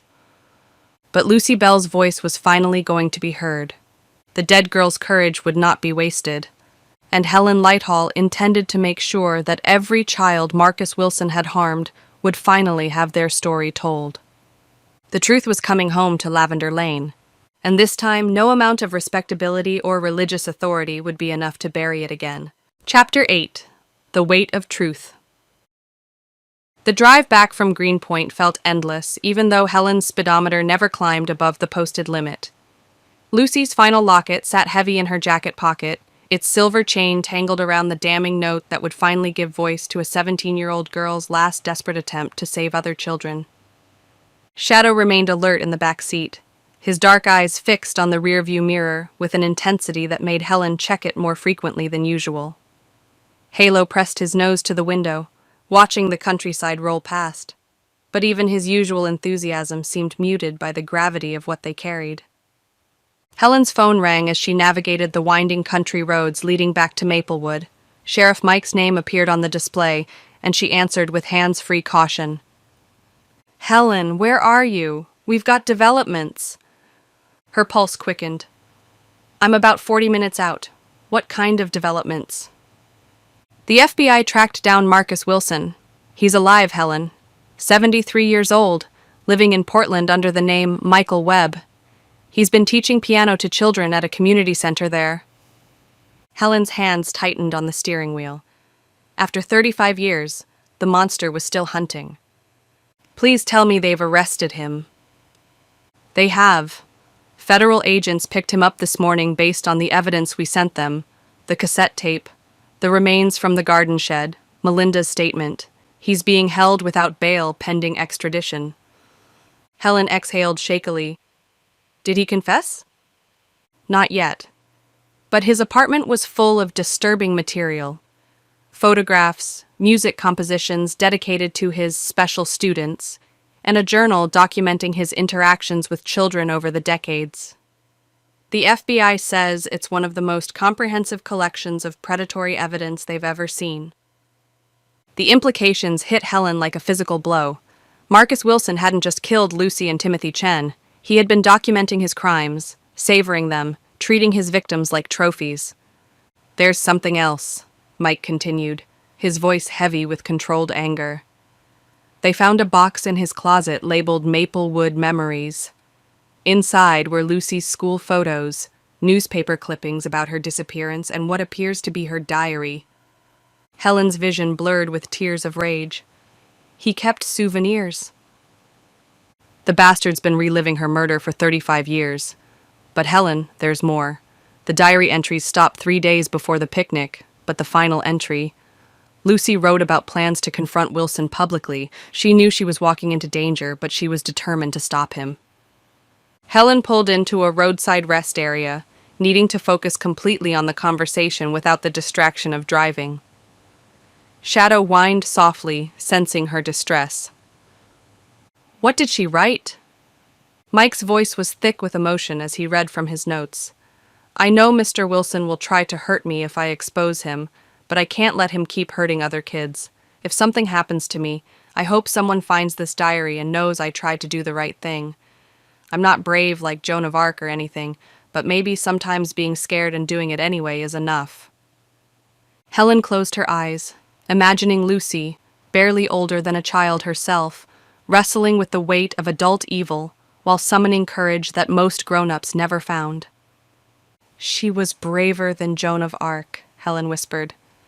"She was 17 and facing a monster with nothing but a tape recorder and her conscience." "The FBI wants to meet with you and Melinda tomorrow. They're building a federal case that could connect Wilson to missing children across multiple states. Lucy's evidence is the keystone that makes it all possible." After hanging up, Helen sat in the gathering dusk, processing the magnitude of what they'd uncovered. Lucy Bell hadn't just been murdered. She had been systematically stalked by her killer, her memory violated, her courage turned into a sick trophy for the man who had destroyed her life. But she had also achieved something remarkable. 35 years after her death, her evidence was bringing down a serial predator and potentially saving countless future victims. Helen started the car and continued toward Maplewood, her mind already working on the next challenge. The community needed to know the truth, but it had to be handled carefully. Too many people had been complicit in the original cover-up, and too many reputations would be shattered when the full scope of the conspiracy came to light. By the time she reached the outskirts of town, Helen had made her decision. She would gather everyone who had been involved, willingly or unwittingly, in maintaining 35 years of silence. They would face the truth together, and they would decide together how to move forward. Some wounds could only heal in the light. The next morning dawned gray and heavy, as if the sky itself were grieving for all the years of buried truth. Helen met with Sheriff Mike at the station, where FBI agents had established a temporary command center for coordinating Wilson's prosecution. Agent Sarah Martinez was a compact woman with intelligent eyes, and the bearing of someone who had spent years advocating for voiceless victims. She examined Lucy's final locket with the reverence due to sacred evidence. "This note is going to be crucial to our case," she said, photographing the tiny slip of paper from multiple angles. "Combined with the cassette recording and Wilson's own journal entries, we can establish a clear pattern of predation spanning multiple decades." Helen studied the crime board that had been assembled on the conference room wall. Photographs of at least 8 children, ranging in age from 7 to 17, connected by red string to locations where Wilson had lived and worked. Lucy's school picture sat at the center, her young face surrounded by evidence of the monster she had tried to stop. "How many more victims do you think there might be?" Helen asked. "Based on Wilson's journal entries, we estimate he had contact with over 200 children during his career as a music teacher. Not all were victimized, but the FBI's Behavioral Analysis Unit believes he escalated to murder at least 12 times. The number hit Helen like a physical blow. 12 families who had never learned what happened to their children. 12 sets of parents who had lived with decades of uncertainty and false hope. "Lucy could have saved all of them," she said quietly. Agent Martinez nodded. "Her courage is still saving children. Wilson's arrest has already prompted 3 other victims to come forward, adults now, who were too frightened to speak when they were young.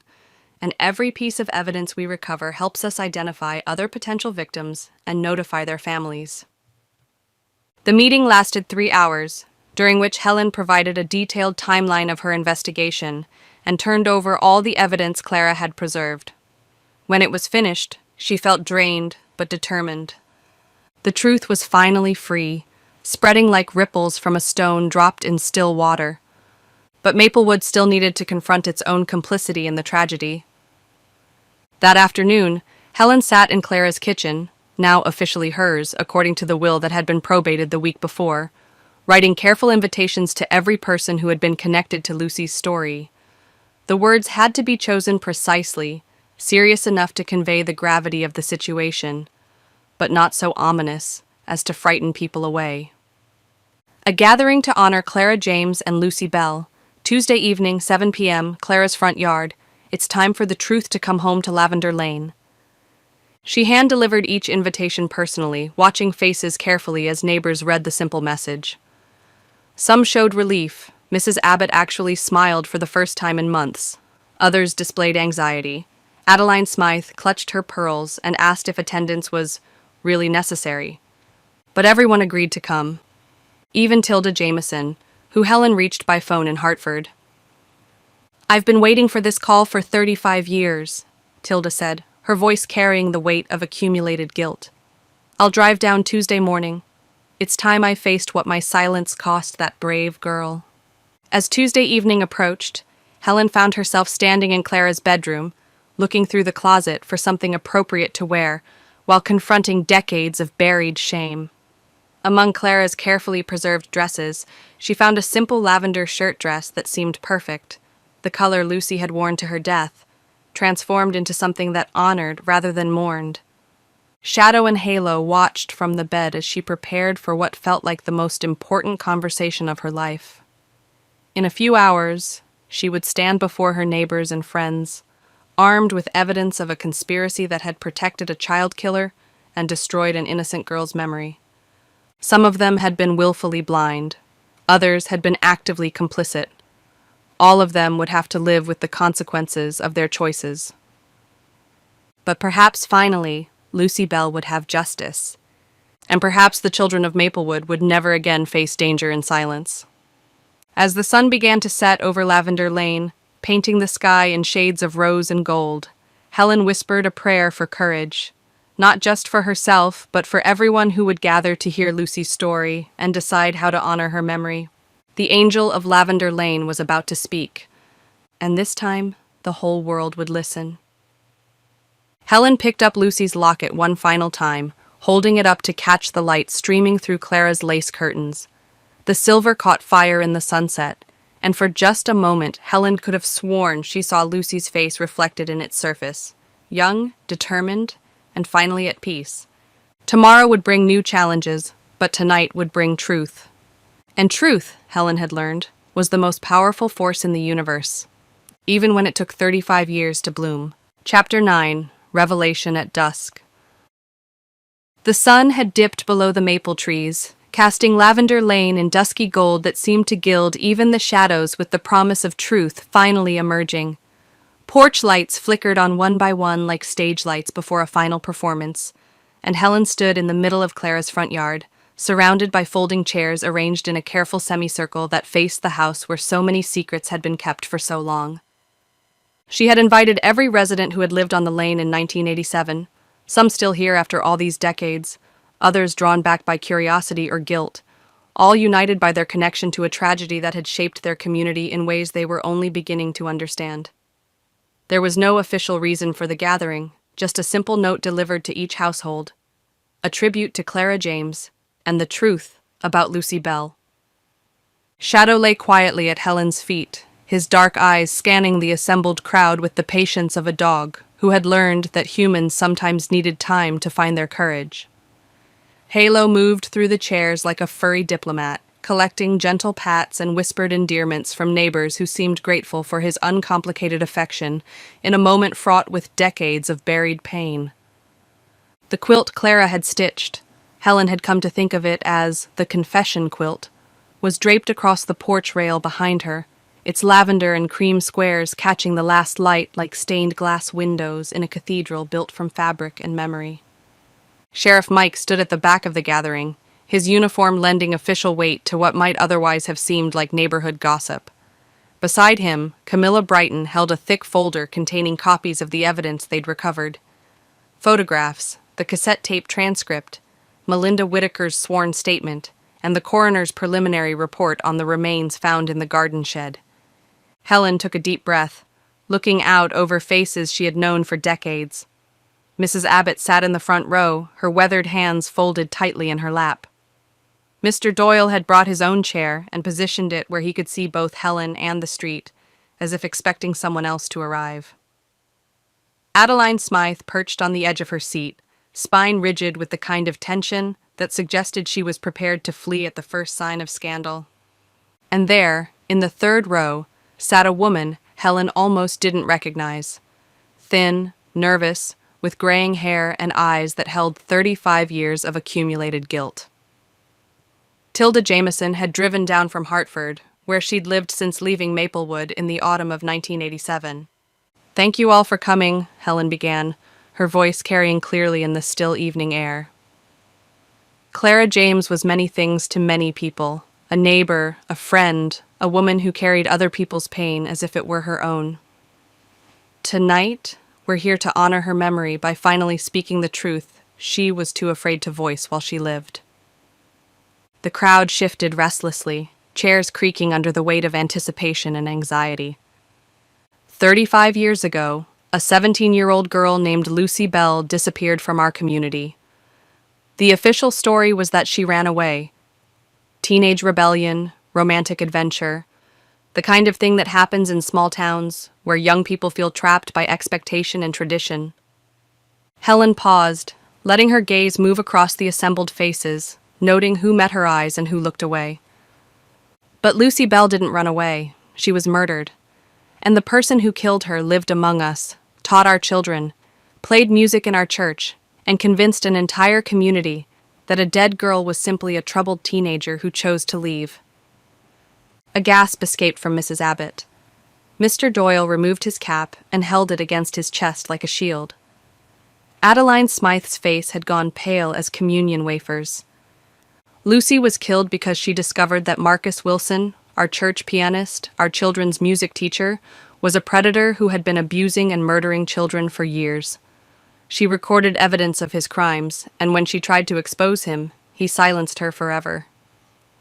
Helen reached into her jacket and pulled out the cassette tape, now returned from the FBI laboratory where technicians had enhanced the 35-year-old recording until every word was crystal clear.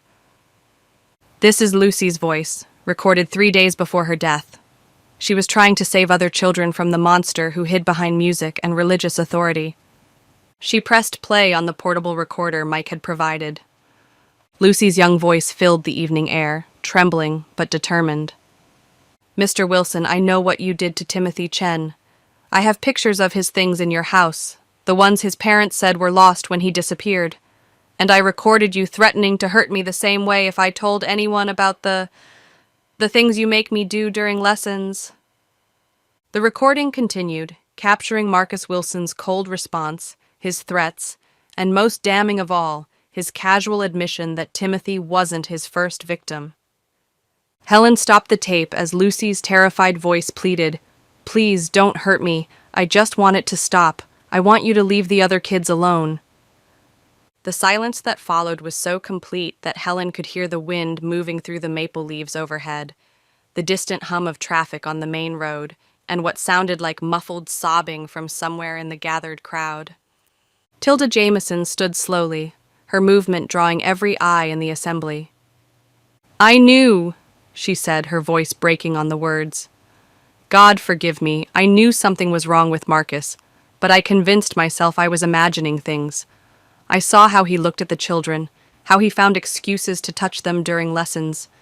And when parents complained that their children didn't want to continue with piano instruction, he told them it was normal resistance to discipline." She pressed her hands to her face, shoulders shaking with 35 years of suppressed guilt. The morning of the picnic, Lucy came to me. She said she had proof that Marcus was hurting children, and she was going to play her recording for the church board that afternoon. I told her... Tilda's voice broke completely. I told her she was mistaken, that Marcus was a godly man who would never harm anyone. I said if she made such accusations without absolute proof, she would destroy an innocent man's reputation. The confession hung in the air like smoke from a funeral pyre. Lucy looked at me with such disappointment, Tilda continued. She said, "Then I'll have to stop him myself.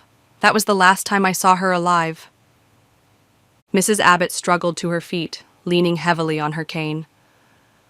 "I saw her that afternoon," she said, her voice barely audible, walking toward the garden shed with that little tape recorder in her hand. Marcus was following her, and I remember thinking how concerned he looked, like a teacher worried about a troubled student. I went back to arranging flowers and didn't think about it again until Clara came running, saying Lucy had vanished.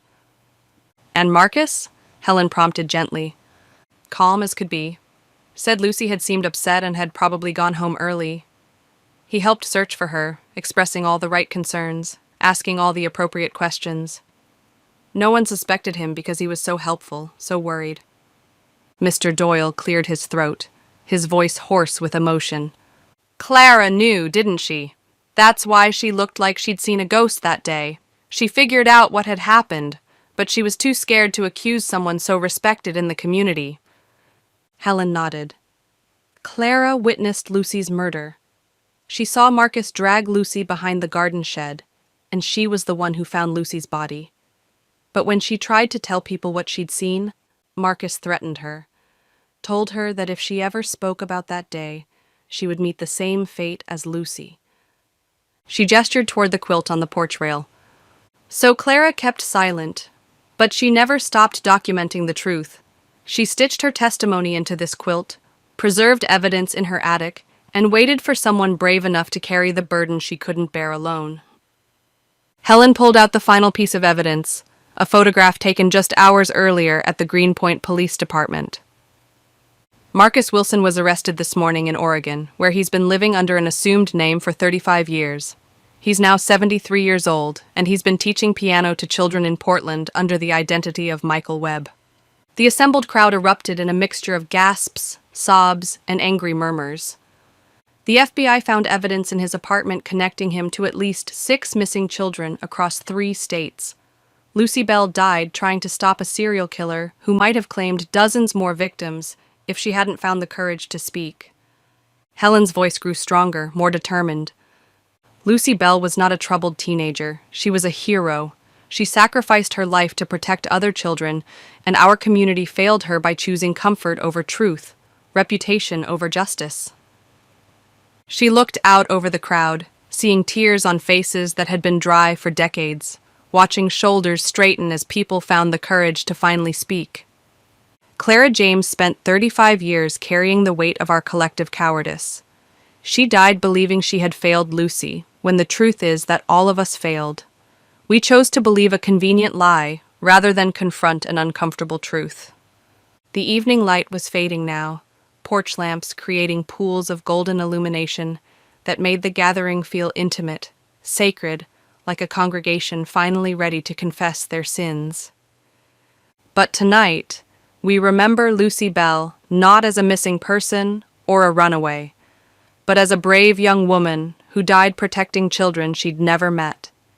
And we honor Clara James not as a woman who kept secrets, but as someone who preserved the truth until we were finally ready to hear it. Helen folded Clara's quilt carefully and held it against her chest. The truth has come home to Lavender Lane. Finally, after 35 years of silence, Lucy Bell's story has been told, her killer has been caught, and her courage has been recognized. She looked up at the stars beginning to appear in the darkening sky. Some stories don't end in tragedy. They end in justice, and some voices, once silenced, refuse to stay quiet forever. As the crowd began to disperse, neighbors embracing, sharing tears and memories they'd kept buried for decades, Helen felt a peace she hadn't experienced since Clara's death. Lucy Bell could finally rest. The truth had bloomed at last on Lavender Lane. And somewhere in the evening breeze that rustled through the maple trees, Helen imagined she could hear the sound of a young girl's laughter, free, joyful, and finally, eternally safe. Chapter 10. The True Angel. A week after the gathering on Lavender Lane, Maplewood felt transformed, not louder or busier, but somehow cleaner, as if a fever had finally broken and the town could breathe freely for the first time in decades. The morning air carried the scent of autumn's approach, crisp and honest, without the undercurrent of secrets that had poisoned the atmosphere for 35 years. Helen stood in the Methodist Church cemetery, surrounded by headstones that marked the passage of generations in this small community. Shadow sat beside her, his black coat absorbing the morning warmth, while his dark eyes watched a butterfly dance among the late-blooming asters. Halo had wandered off to investigate a particularly interesting scent near the old section of the graveyard, his tail wagging with the uncomplicated joy of a dog who knew that today held no dark discoveries. The FBI excavation team had finished their work 2 days ago, carefully removing Lucy Bell's remains from beneath the headstone of Margaret Ashworth, the pastor's wife who had died a month before Lucy's murder. Marcus Wilson's confession had led them directly to the grave where Lucy had lain hidden for over 3 decades, her young bones feeding the roots of the memorial flowers that mourners brought to honor another woman's memory. It was, Helen thought, a particularly cruel irony. Lucy's unmarked grave hidden beneath someone else's tribute, her family's grief compounded by never knowing where to mourn their daughter's death. But now Lucy would have her own resting place, her own headstone, her own recognition as both victim and hero. Helen approached the freshly prepared gravesite, where a simple but elegant granite marker waited to be installed. The inscription, chosen by Lucy's surviving cousin after consultation with the community, read, Lucy Elizabeth Bell, 1970-1987, She spoke for those who could not speak. Her courage saved countless children. Beside the marker, someone had arranged a small memorial garden, lavender and rosemary for remembrance, white roses for innocence, and at the center, a small music box that played Amazing Grace when the wind caught its delicate mechanism just right. The funeral service had been held the day before, packed with people who had never known Lucy in life but had come to honor her courage in death. Melinda Whittaker had traveled from Greenpoint to speak about Lucy's bravery, her voice steady as she described the 17-year-old girl who had risked everything to protect other children from a predator. Tilda Jameson had played piano for the service, her first time touching the keys in 35 years, performing a piece she had composed in Lucy's honor during the sleepless nights following her confession. The music was simple, haunting, filled with the regret of someone who understood that silence in the face of evil was its own form of sin. But perhaps the most moving tribute had come from an unexpected source, a letter from Sarah Chen, Timothy Chen's older sister, now a pediatric social worker in San Francisco. "My brother Timothy was only 9 when Marcus Wilson took him from us," Helen read aloud from the letter that had been shared at the service. "Our family spent years wondering what had happened to him, imagining him lost and frightened somewhere we couldn't reach. Learning the truth was devastating, but it was also a relief. Timothy didn't suffer alone. He had Lucy Bell fighting for him, recording evidence that would eventually bring his killer to justice. Lucy Bell died trying to save my brother and other children she'd never met. She was 17 years old, facing a monster who had all the power and authority that adults respect, and she never hesitated to do what was right. If that's not heroism, I don't know what is." Helen folded the letter carefully and placed it in the small memory box that would be buried beside Lucy's coffin, a collection of tributes from people whose lives had been touched by the story of a brave girl who refused to let evil hide behind respectability. Camilla Brighton appeared at Helen's side, carrying a small potted plant that looked like it had been carefully tended for years. "Clara's lavender," she explained, kneeling to plant it beside Lucy's headstone. "I found it in her greenhouse yesterday. She'd been growing it from cuttings, and there was a note attached, 'For Lucy's garden, when the truth finally blooms.'" Helen watched as Camilla settled the plant into the rich earth, its purple spikes already beginning to release their calming fragrance into the morning air. Even in death, Clara James was still caring for others, still finding ways to offer comfort and beauty to those who needed it most. "How is Marcus Wilson's case progressing?" Camilla asked, as she brushed soil from her hands. "Federal prosecutors say it's one of the strongest serial killer cases they've ever built," Helen replied. "Lucy's tape recording, the physical evidence from the garden shed, Melinda's testimony, and Wilson's own confession create an unbreakable chain of proof. He'll spend the rest of his life in prison, which is more justice than we dared hope for 6 months ago." They stood in comfortable silence for several minutes, watching as other early morning visitors began to arrive at the cemetery. Helen recognized several faces from the Lavender Lane gathering, people who had carried guilt and secrets for decades and were finally finding peace in truth and community accountability. Mrs. Abbott approached slowly, leaning heavily on her cane but moving with more purpose than Helen had seen from her in years. She carried a small bouquet of flowers from her own garden, the same climbing roses that had bloomed on her fence when Lucy was alive. "I wanted to apologize," she said to Lucy's headstone, her voice strong despite her tears. "I saw you that day, walking toward danger, and I didn't follow my instincts to protect you. I chose comfort over courage, and a good girl died because adults like me failed to act." She placed her roses beside Clara's lavender and stepped back. "But your story is being told now. Children all over the country are learning about your bravery, about how one teenager's courage exposed a monster and saved countless other victims. You're the real Angel of Lavender Lane, Lucy Bell. You always were." As more people arrived to pay their respects, some bringing flowers, others simply standing in silent tribute, Helen realized that Lucy's death had accomplished something remarkable. It had forced an entire community to examine their own complicity in systems that protected predators and silenced victims. The Methodist Church had implemented new policies requiring background checks for all staff and volunteers who worked with children. They had also established the Lucy Bell Memorial Fund, providing resources for organizations that specialized in helping young victims of abuse find their voices and seek justice. The Maplewood School District had created mandatory training programs about recognizing and reporting signs of child abuse, ensuring that future generations of teachers would be better equipped to protect their students than the adults who had failed Lucy. And perhaps most importantly, the story of Lucy Bell's courage had spread far beyond the boundaries of one small town. News coverage of Marcus Wilson's arrest had prompted dozens of other victims to come forward, creating a network of survivors who refused to let their abusers escape accountability any longer.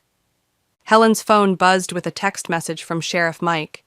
Wilson formally charged with 8 counts of murder in 3 states. Lucy's evidence was the key to all of it. That girl saved more lives than she ever could have imagined.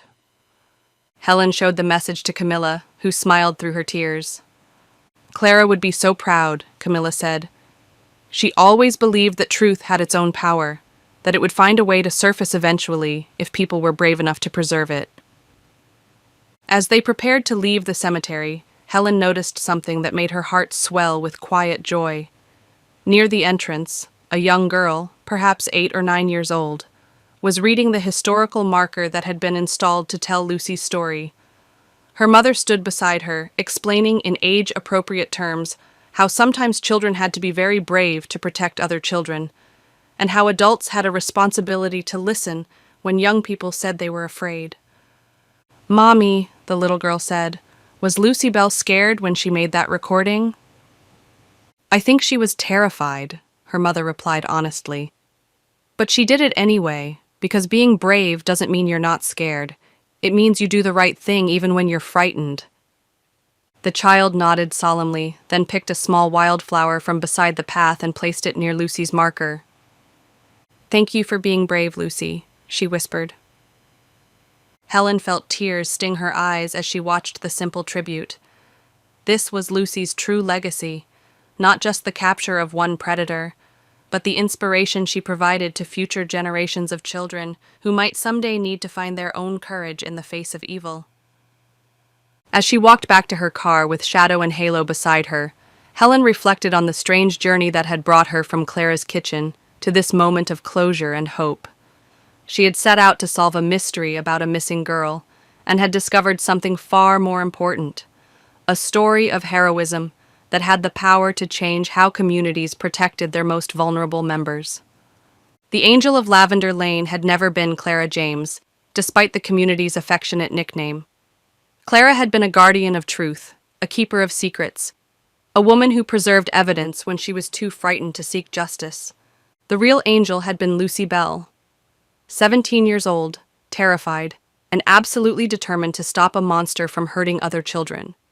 She had paid the ultimate price for her courage, but her sacrifice had finally borne fruit in the form of justice, awareness, and the kind of community change that could prevent future tragedies.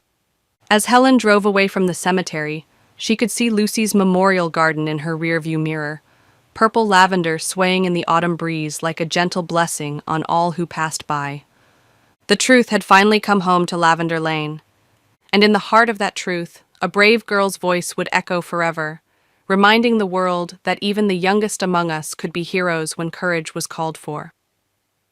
Lucy Bell was home at last, safe, honored, and eternally celebrated as the true angel she had always been. Epilogue: a note from Lucy. 6 months after Lucy Bell's funeral, Helen stood in the doorway of what had once been the abandoned storefront next to Maplewood's flower shop, breathing in the scent of fresh paint, vanilla extract, and something ineffably hopeful that seemed to permeate the air like a blessing. The transformation was remarkable. Where dusty windows had once displayed faded, "For Rent" signs, polished glass now revealed glimpses of warm yellow walls, mismatched vintage furniture, and shelves lined with mason jars filled with loose-leaf teas and homemade preserves. A hand-painted sign hung above the door in elegant script: Lucy's Garden Cafe, where every voice matters. The cafe had been Melinda Whitaker's idea, born during one of her visits to Maplewood as Marcus Wilson's trial proceedings unfolded. She had returned regularly over the months, no longer the terrified recluse who had hidden in Greenpoint for 35 years, but a woman reclaiming her connection to a community that had learned to value courage over comfort. "It should be a place where children feel safe to speak," she had told Helen during one of their conversations. "Somewhere they can come if they're scared or confused or need an adult to listen." Lucy died because the adults around her failed to create that kind of sanctuary. We can't bring her back, but we can make sure no other child faces that kind of isolation. Now the cafe was preparing for its grand opening, staffed by volunteers who had undergone extensive training in recognizing signs of abuse and trauma. Child psychologists from the State University had helped design the space to be welcoming but non-threatening, with quiet corners for private conversations and bright, open areas where children could work on homework or art projects under the watchful eyes of trusted adults. Helen walked through the main dining area, noting the careful details that made the space special. Bookshelves lined one wall, filled with age-appropriate titles about personal safety, friendship, and finding your voice. Art supplies occupied a dedicated corner, encouraging creative expression for children who might struggle to verbalize their experiences. And throughout the space, plants thrived in carefully tended containers: lavender for peace, rosemary for remembrance, and small sunflowers that turned their faces toward the light streaming through the front windows. But it was the memorial wall that took Helen's breath away.